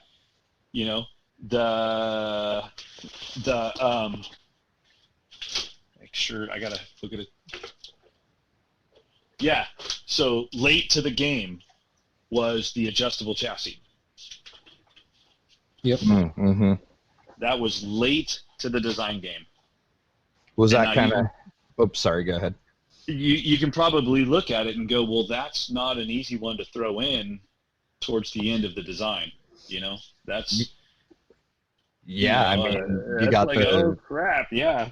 The floorboards and the sliders. I mean, there's a lot of things you got to take into consideration when you start stretching the length on something like that. Yeah. So was that something Horizon was like adamant about because of the Ascender, that they wanted to have that on this, or? Well, it wasn't that they were adamant about it. It was just when you look at the SCX 10.2 product and the SCX 10.2 product, we had different wheelbase lengths based on stretching the links, but we never really extended the chassis, right? And we were limited to shock position. So adding in the chassis adjustment gave us a different type of wheelbase adjustment. And it was something that Viterra had, and we wanted to try to integrate something like that without copying Viterra, because we never want to do that. But they did have something that was a really cool, ingenious idea, and so that was one of the things that we decided, hey, we need to put that into the mix and see if we can make it happen. And how far backwards do we have to rewind the design wheel to get it put into the design of the vehicle? Right. Wow, that's wild. Pretty cool. Yeah, very. Awesome. Our last question comes from Art Eastridge. It's a big one, so I'll get right in. He said, I'd like a little insight on the decision-making process when deciding what and what not to include with certain kits and RTRs. For instance, what's the reasoning behind including plastic bead locks with something like the Capra kit when the market shows that it's one of the first things people ditch, even if they use them at all? How is it decided to include that versus something like extra links for length options or a slightly lower price without the wheels included? or even other decisions like how do you decide on which manufacturers to pursue licensing with? And then I'll ask the second question after. Okay, Yeah, cool. that's a lot. Yeah, that is a lot. Let me see. So when it comes to what's included with a kit and not, it's just kind of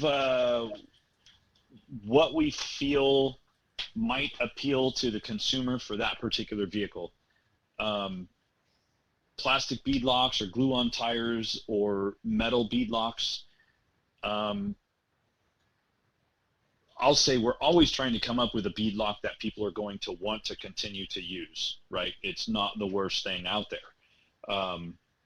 But, I mean, when it comes to wheels, quite honestly, look at the one-to-one world, the real world. You know, if you buy a car, what's the first two things that almost everybody does to a car if you modify a vehicle is wheels and tires and exhaust. Everybody does that almost. So Yeah. when we do bead locks, we want to offer bead locks. We want to, be able to say that bead locks are included on most of the vehicles where it's applicable. But at the same time, we don't necessarily want to spend a bunch of money. I don't even know how to word that. We don't want to put true aluminum bead lock wheels on there in a mass production, which would raise the cost of the vehicle, because we know everybody's going to wind up wanting to put their own signature style wheels on the vehicle. Right. Yeah. You could include them, but everybody's gonna, you're gonna have people complaining. Right? Oh, those aren't the ones I wanted. I wanted them to be like this. Why is it so expensive? Well, it's got, whatever, aluminum bead lock wheels on it, $650.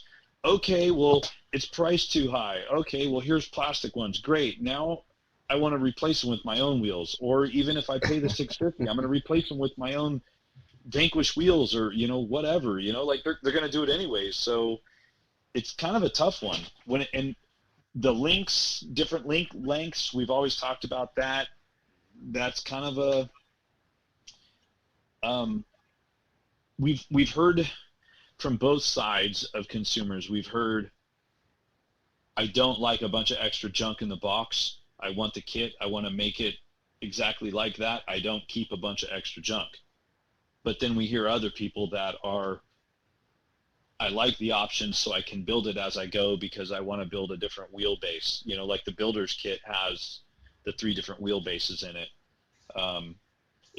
It's a tough one to make every consumer happy. So we always try to kind of play off what we've been seeing online as of late, or when we're in the discussions of, hey, let's put down on paper the project, the scope for this project and kind of dial it in. Sometimes we make a scope for a project, man, and we think it's 100%, and then next thing you know, it's not even close.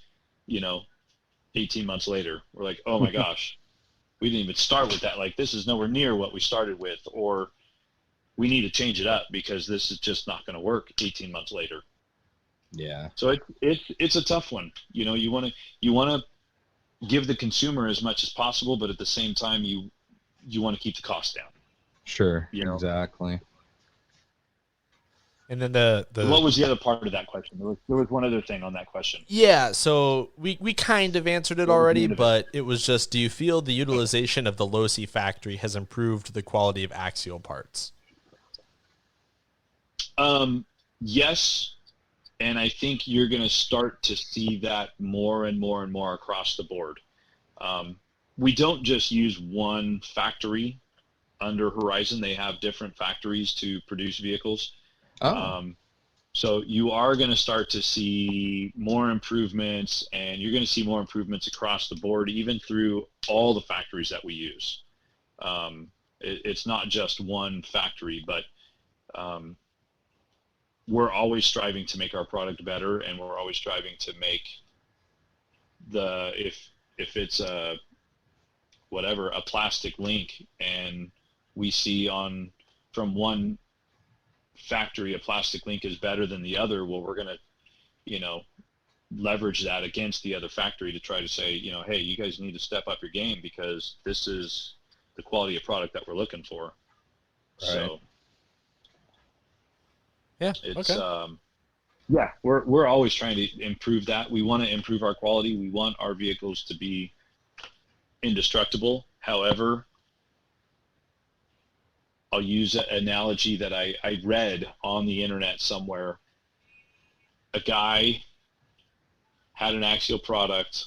It was an SCX 10.3. He had an Axial product, and he rolled it down a hill, and a part on the vehicle broke. And as you started to read through the comments or read through what broke and how it broke and this and that, I started to recognize something that stood out to me. And this goes back to this takes me back to scale or HO slot cars. I don't know if you guys remember those or not, but I used to be heavily into HO scale slot cars, the AFX, Tyco, all that stuff. Scale action, I guess you could call it, is a factor. So a 10th scale car rolling down a 10-foot hillside is how far in real life? Yeah. Right? That's sure, far. Yeah. Oh, right? yeah. 100 feet. That's far. And so when somebody says my car rolled down a 10-foot hill and I broke a blah, blah, blah. Okay. Well, let's imagine what your real car would do if it rolled down 100 feet. Yep. And I started to think about it, and I'm like, it's funny. We try to make them indestructible. They're not bashers per se. They're scale vehicles. And I found that kind of it hit home with me. Like, well, you just need to take a chill pill, dude, because I know if I rolled my Jeep down a 100-foot hill, it's going to be freaking totaled. I know that. It's not going to be a pretty sight. Yeah, that's the eternal struggle. The thing that I really like about the thing I really like about the scale product or even the crawler product is it's real. If you get it in a bind, if you overpower it, things are going to break, right? You're going to blow a drive shaft out. That's an awesome weak link to have in a scale vehicle because it's very easy to replace versus the knuckles, the tie rods, the transmission, the TKs, right? You don't want to be blowing up gears in the rear ends and stuff like that. If the drive shaft twists, that's the indication. Learn from your driving style. That's the indication that you were driving too hard if you're blowing out a drive shaft. It's not that the vehicle should be indestructible. It's you're driving it too hard. Yeah. Yeah, Which is no, a fair that's way to totally look at fair. Yeah, no, exactly. I mean, that's a pretty good way to combat, any person that's got an issue with something like that. I mean, it's pretty easy to shut them down when you put it that way. Yeah, the SCX 24 market is really heavily like that. There's a lot of people adding wheel weights and doing this and doing that and, adding all this weight to it. And to me, I look at it well, look how much weight you're adding to this little teeny tiny vehicle. Look at the size of the servo. Look at the size of the motor. Like the motor's like a tape recorder motor. And I mean, oversimplified, it looks like a tape recorder motor. Like it's tiny. It's not anything gnarly, it's just a little brushed motor and you put a pound up front so you get a lot of traction to climb hills. What do you think's going to happen to the little motor? It can't push all that weight. Yeah, overweighted it. Well, we were seeing that for a while too, where like the hot trend for a little bit was just, hey, let's just replace every part with brass. So we're going to have brass steering knuckles and brass caster blocks, and then we're also going to have brass weights on the wheel. And then they complain when the axle breaks off at the end, and they're like, oh, they shouldn't have done that. It's like, well, hold on. Yeah. You've got 3 pounds out there on the end. So here's a fun fact for you. You guys know the pretty penny rock crawler, Yes. right? That Cody drives and I spot for. Do you know how much weight? Everybody knows you put wheel weights on the RC cars. True to the 1-to-1 world as well.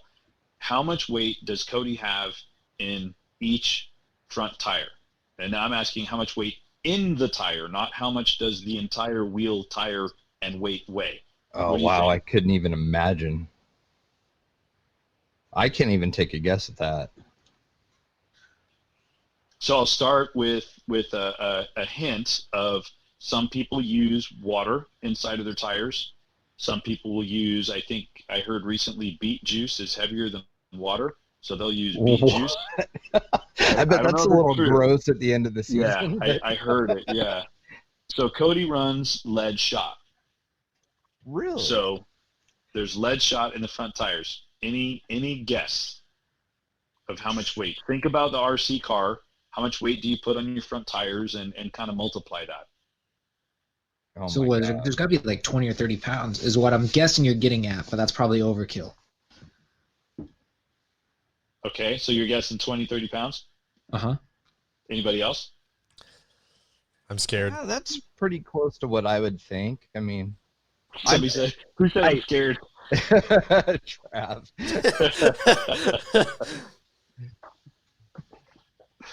All right, fun fact of the night. 300 pounds of lead shot per tire. What? I had a right to be scared. Crap. Wow. That's crazy. Plus the weight of the tire and the wheel itself. Mind Which you, has got to be substantial.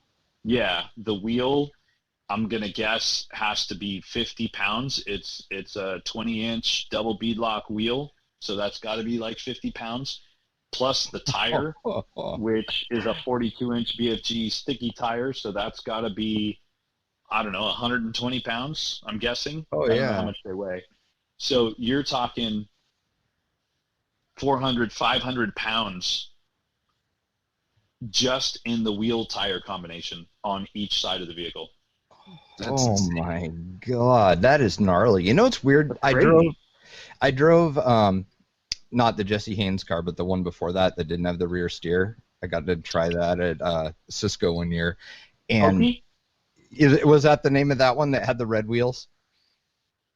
No, that was Cody's car.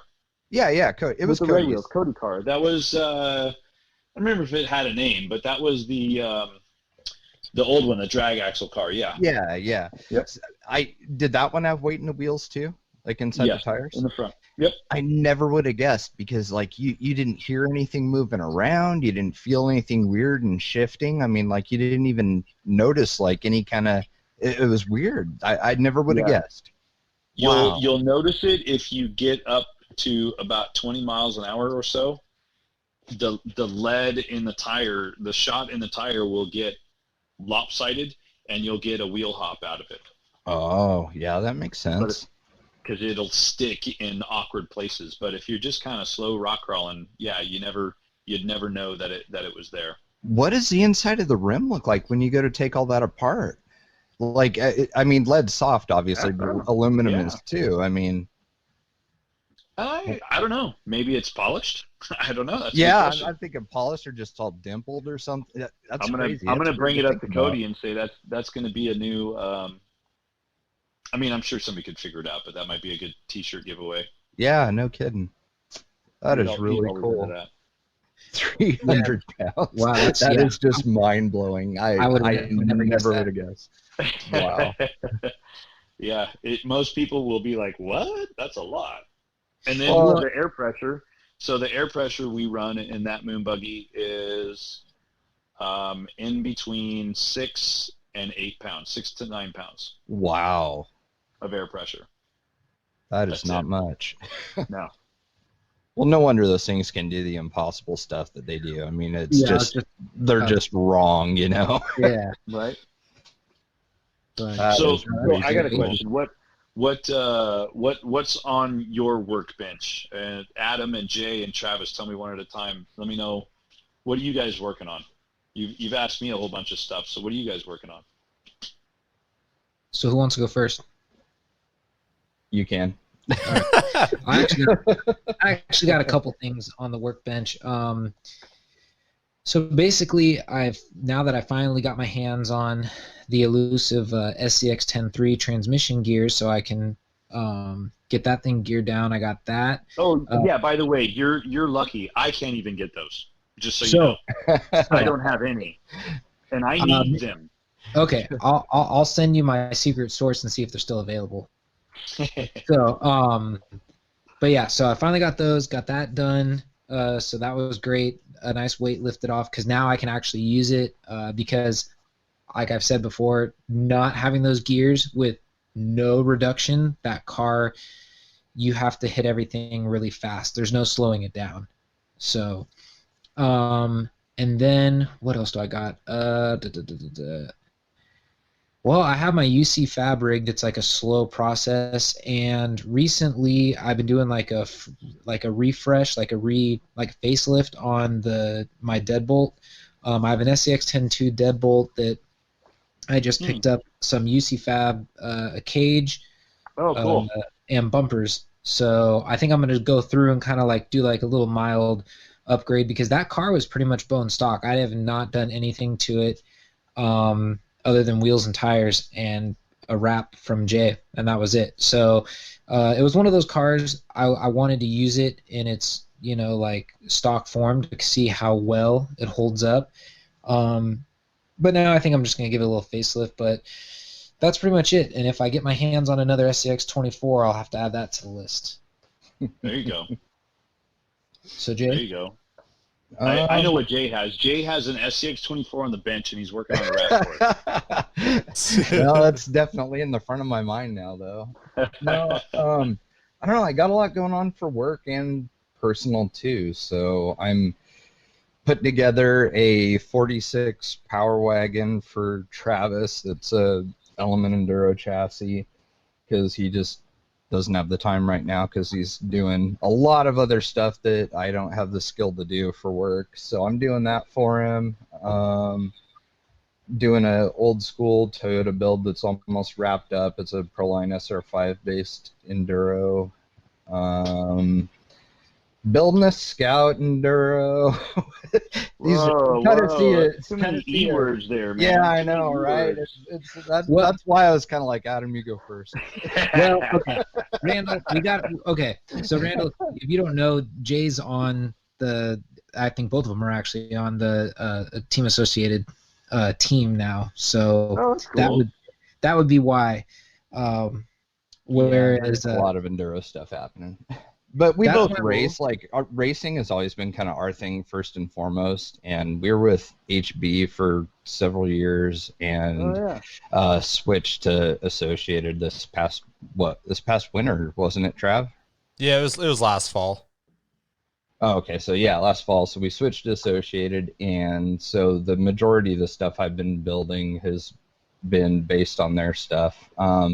Right now, like the big project that I'm trying to finish up is I don't know if you could call it element based or not, but it's a 1.9 bomber, but it's got Element Stealth X trans and axles underneath it, and I'm kind of just doing some little tweaks to it and stuff because I've always really wanted a solid axle 1.9 U4 rig, so I thought that'd be kind of fun. But no, it's mostly just a lot of work stuff, like tracing window openings for decal kits and stuff. There's been a few fun things I've gotten to do lately, like the Tacoma and the SR5 and the Bomber, but really everything else is just kind of like work display stuff, make them all pretty and put stickers on them for pictures and then rip it all apart and turn it into something else.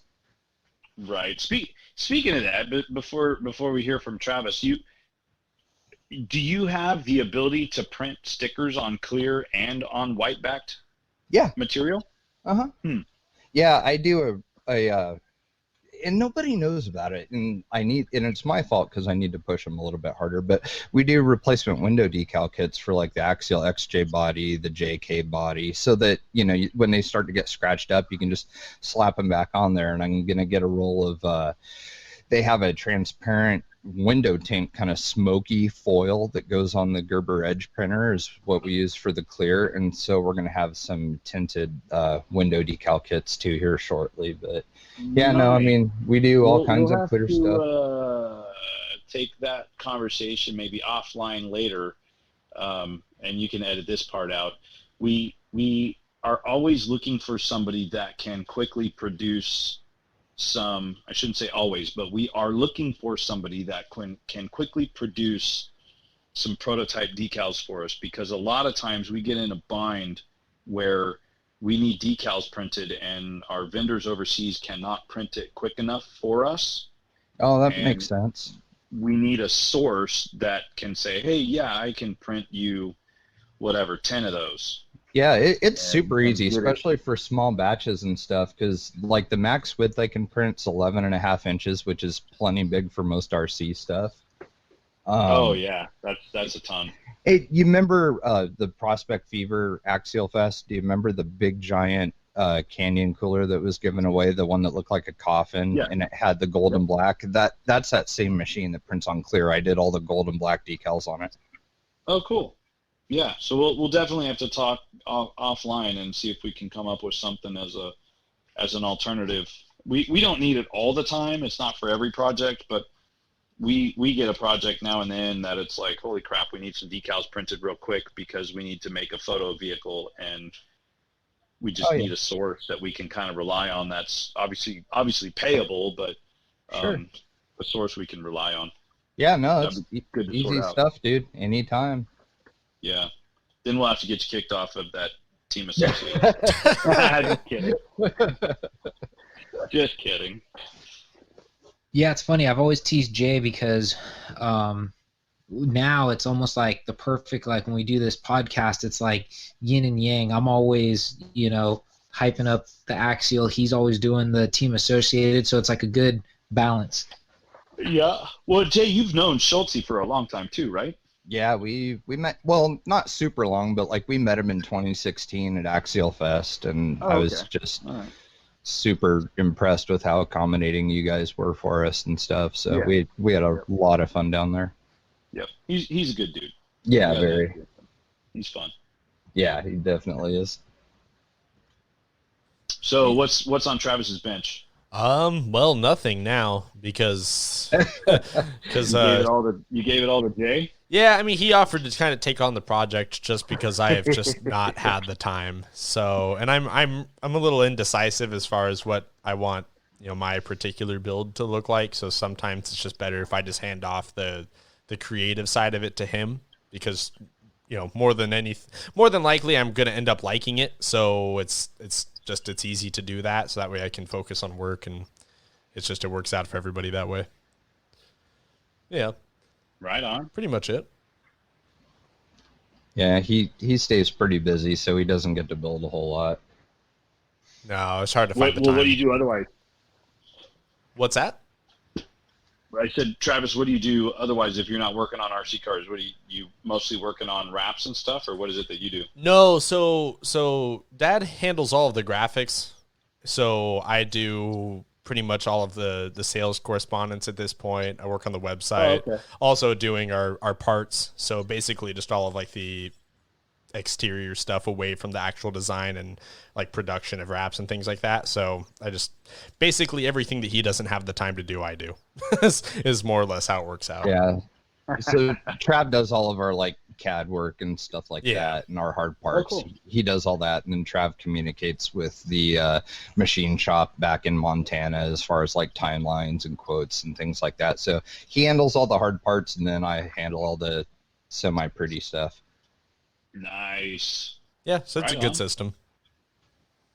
Yep. Yeah, that's cool. It's pretty fun. There's really not much that we don't bounce back and forth off each other. Like nothing really happens without it being like a discussion between the two of us. So it's super fun. We do the best we can too, because obviously it's his full-time gig, but it's not my full-time gig. I work for a drone and gimbal company as a 9 to 5, so we kind of have to coordinate back and forth that way. As far as we pretty much always are working at different times. I just got into drones. My son, so I flew a bunch of little, office quadcopters and stuff like that when we were under the Tower Hobbies brand, and I was never really good. I don't have the patience to really fly.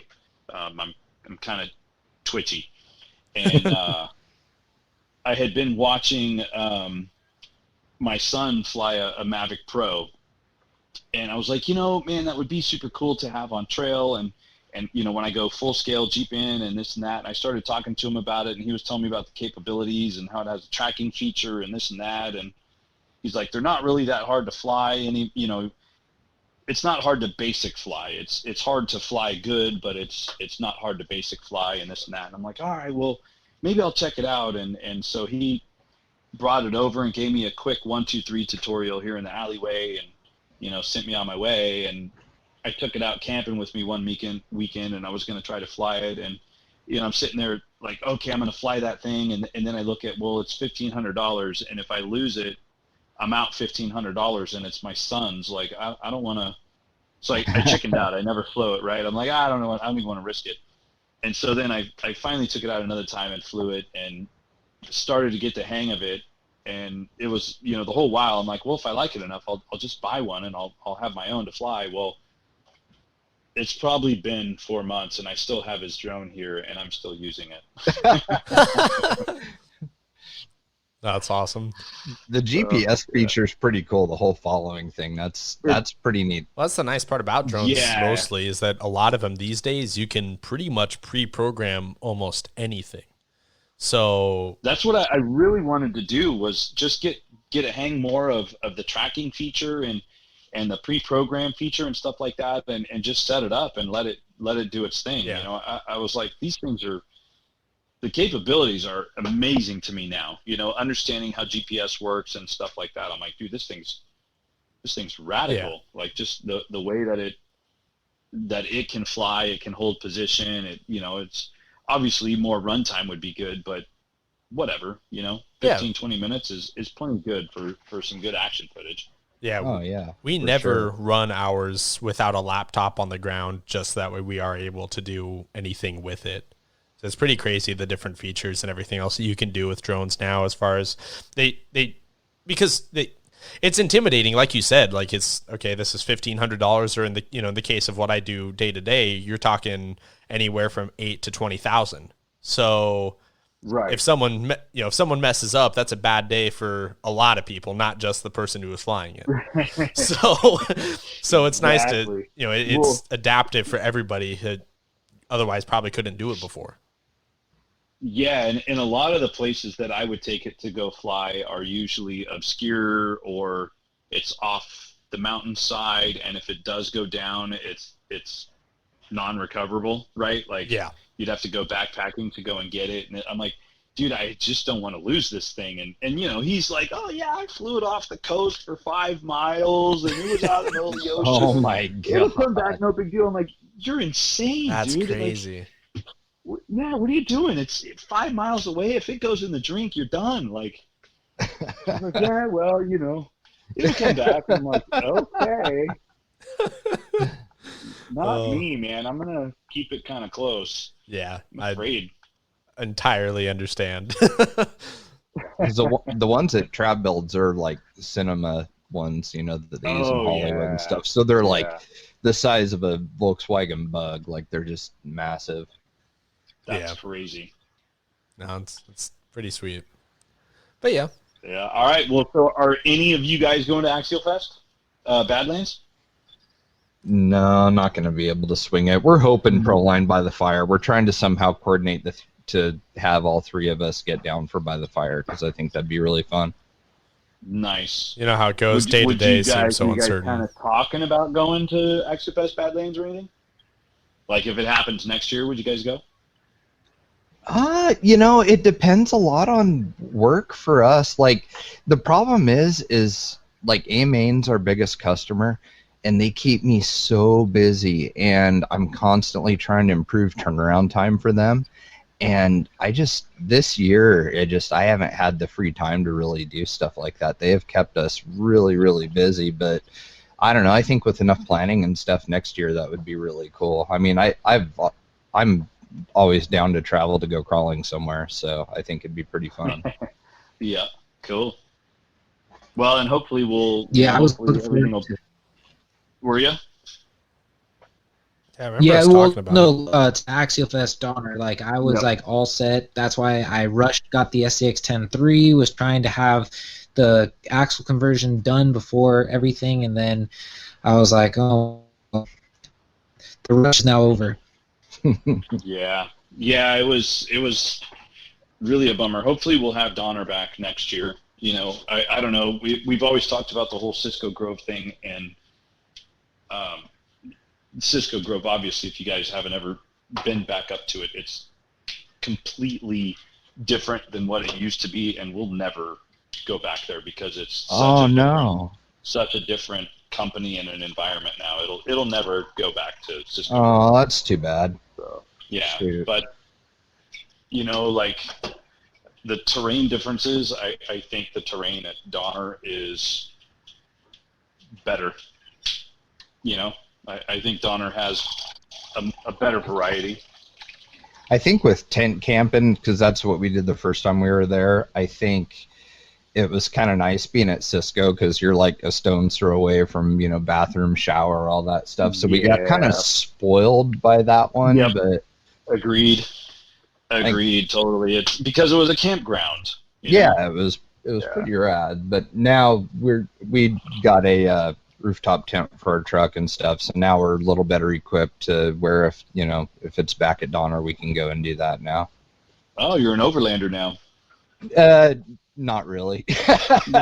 Like I have it, but like there's a scale RC park that I volunteer a lot of time at here, and I basically got it for just staying the night there on weekends so that I didn't have to keep driving back and home, back and forth to my house. That's our joke between Rich and I, because Rich does have a rooftop tent, and he's got a Tacoma and this and that, and I don't have a rooftop tent and I have a Jeep, and we have this constant battle back and forth of giving him a hard time because he's got a rooftop tent, and so he's an overlander and I'm not an overlander, and this and that, and we're always joking back and forth about giving each other a hard time. Yeah, it's definitely been fun.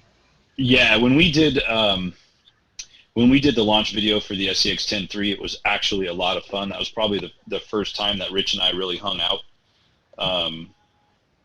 And we spent, I don't know, I think it was almost a week out on location doing, video shooting for the SCX-10-3. And that really? was a lot.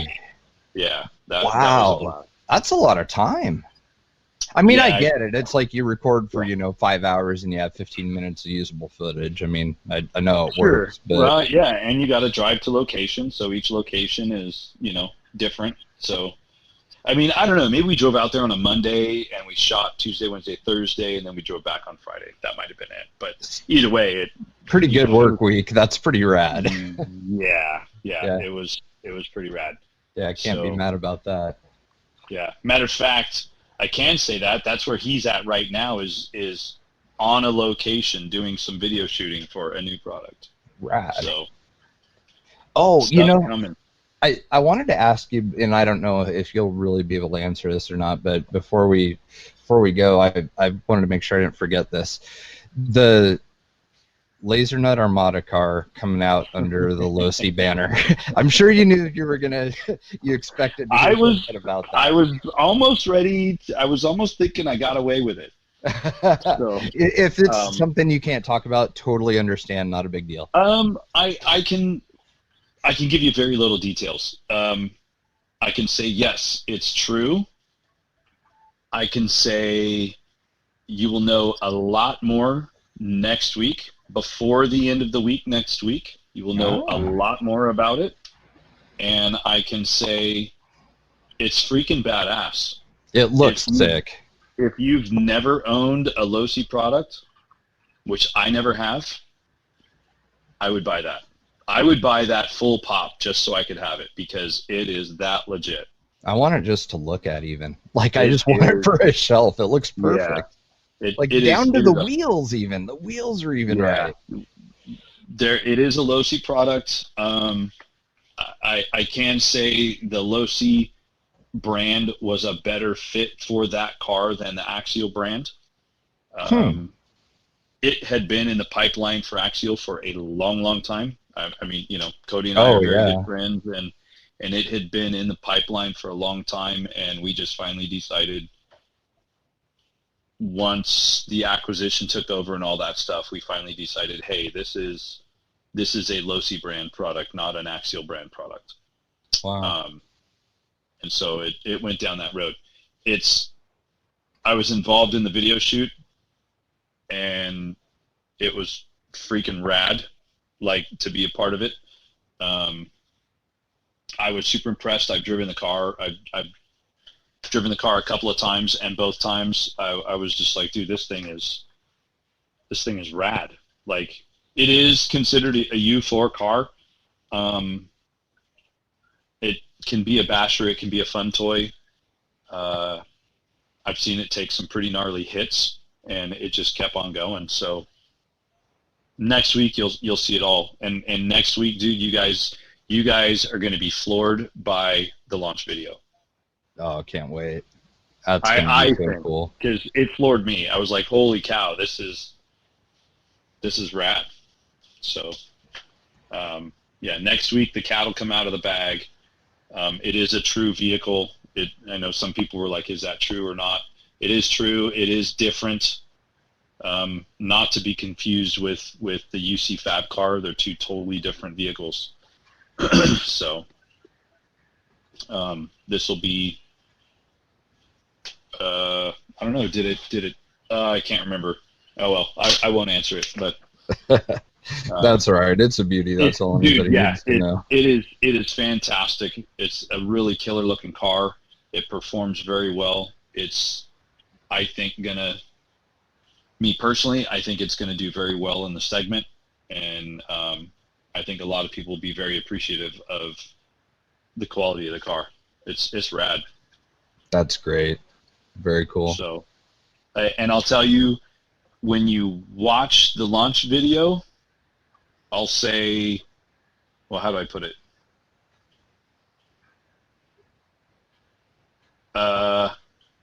I'll just say I was not the RC car driver. Okay. I'll just leave it at that. I'll keep that in mind then. Yeah, it'll be it's pretty rad. It'll be coming out next week before the end of the week, and I think it's going to be a huge hit for the brand and a huge hit for, as we spoke earlier, the replica side of things. Yeah, which we obviously, with our business, we're like a huge fan of the replica side of stuff. So it's like kind of our bread and butter. So we love seeing that. That just reminded me. That was the other question the last question the guy asked. He asked, I forget his name, maybe Art. I don't remember his name. The last question you guys were talking about. Art Eastridge.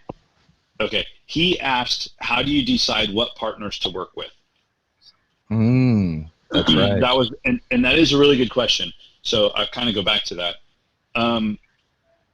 Primarily, it just depends on our relationships that we have with people. Me personally, I have a lot of relationships in the one-to-one world. So depending on the projects that we're working on, we kind of what we'll do is, it's kind of based on who we know, for one, but for another, we'll look at it like, well, what are we building? What are we going to bring to market, and what fits with that style of vehicle? So for instance, if there's a suspension manufacturer that manufactures mainly for Toyota trucks, we're not going to try to reach out and do a partnership with that guy on a Jeep product. Right. We're going to be like, well, they don't really do that. Or let's say there's a seat manufacturer, like we use PRP. We have a partnership with PRP seats, or PRP. If we're doing a vehicle like the Jeep, the SCX-10-3 Jeep or whatever, and it doesn't really have seats in it. Actually, the SCX-10-3 interior, by the way, I think is freaking kick butt. That's super, super rad. Rich did a really good job on that. If you're doing a product like that and it doesn't really utilize the PRP seats or the PRP seat belts or anything like that, we'll typically shy away from something like that. So we look at what we're going to build, and then we start to determine, okay, well, here's the partners that are already involved in that style of vehicle or not. And then also, if we're doing a replica, a lot of times on a replica build, we're going to start reaching out to that replica's partners, or whatever replica we're building, we're going to use them to get to the partners and the other smaller sponsors, and reach out to them and say, hey, we need to work on using your logo. And if it's a wheel manufacturer, hey, we want to redesign that wheel. If it's bumpers and whatever tire carriers, hey, we like these particular products. Some of them, quite honestly, we've just found online, like, hey, that looks really cool. It's a good fit for our product. I think the JCR stuff that we did on the XJ, Yeah. the Cherokee, I think that stuff was just kind of on a whim. Like, we looked at it and we were like, this stuff looks really cool on the XJ or on the Cherokee. Let's reach out to them and see if we can do something. So it kind of varies, but and then you wind up building a reputation or a relationship with the guys, and build a relationship with the guys, and then you want to start to use them a little bit more here and there where it's applicable. Right. So exactly. one thing we do keep talking about doing, and it hasn't come out yet, but one thing we do talk about doing is through our partner relationships is coming up with a decal sheet that has all of our partner stuff on it, because we have the right to do it. Right. That is one of the things that people ask me all the time for, and it's like, Yeah. dude, I would love to offer that, but it's like, that is, 25 phone calls and being put on hold and getting so-and-so's email address. And I mean, It's yeah, a lot of it's work. just, You know. and they don't, by the time it's all said and done, it's not worth the $10 it's going to retail for or whatever, you know what I mean? So yeah, it's hard to tell people no, and they don't always understand why. Yeah, and for us, that's why we have not done a sticker pack. Adam, you might even recall wanting it or asking about it before, and we just haven't done it because it is a lot of work. Even with all the partnerships, if you put it on a decal sheet, you got to go back and get their approval, right? You can't just produce their logo without them knowing. Yeah. Right. And so you got to get their approval. So if you put, like you say, 25 guys, 25 different companies on a decal sheet, you got to send it out to all 25 people and say, is this cool? And then you got to wait for all 25 to come back and say, yeah, it's cool. And then what's the cost of the decal sheet? What's the, the retail going to come back at? And is it really, really worth it? Yeah. So what we try to do is we try to make decal sheets and the spare parts bodies a little bit more flavorsome, per se. Mm-hmm. To where there's a few extra or a few this or that, or a couple of extra little things. We've always tried to get a little bit creative and come up with some extra little goodies to just try to keep the consumers happy. Which that stuff's really cool. I think it's underappreciated, definitely, but I think it's rad. I mean, like the 2012, the original like 2012 JK body, that the sticker sheets that came with that was rad. Like there was so many different things in there, and you could go for different looks, light decals, dark decals. I mean, it was really cool, and so much of that stuff goes unnoticed. Yeah, and it goes, if you don't give it enough focus, you lose it, you forget about it, and it goes away, and then all of a sudden people kind of recognize, like, whoa, how come you don't have enough decals anymore? Like, it's well, we're as product developers and the engineers, and bringing product to market happens so fast now that you try to cover all the bases, and a lot of times you might skip a step, and one will have it and one won't, and there's really no explanation other than you just ran out of time. Like, the deadline came, and here's what you got. Like, hey, decals are due. Okay, here's what we got. Okay, time to move on. Next. Yeah, I mean, I guess you can't really have something like that hold up a release at all. So right? Makes sense. Yeah. Yeah, you don't want it to delay the release date. That's for sure. Yeah. Well, I think we're probably getting close to our time here, aren't we, guys? Oh, I think we're hitting around almost 2 hours. Yeah, we're a little over. You're going to be too. able to chop this down to 20 minutes? I don't think there'll be a whole lot of editing we'll need to do. How long are your podcasts normally? An hour? You hour chop and a them half. down? Yeah, hour and a half, 2 hours. You rarely right chop on them, there. though. We usually stay around the hour and a half. We've had a couple short ones just because, like anything else, there's some weeks there's not a whole lot to talk about. When we have a guest, it tends to go a little bit longer because there's so much more to cover and so much more to talk about. But those are everybody's favorites, though. Exactly. Yeah. Yeah. Well, I need to keep you on the line here for a minute after we say goodbye to everybody, because there was a question I had for you. But yeah, say our goodbyes here and thank everybody for tuning in. And I'm sure you guys will really have enjoyed this episode as much as we have. Yeah. Yep. Yeah. Thanks, guys. Thanks. Yeah. Thanks for having me on the show. I really appreciate it. And hopefully you can have me back in a little while when there's more stuff to talk about. Heck yeah, absolutely. Sounds good. All right. Take her easy, everybody. All right, see you guys.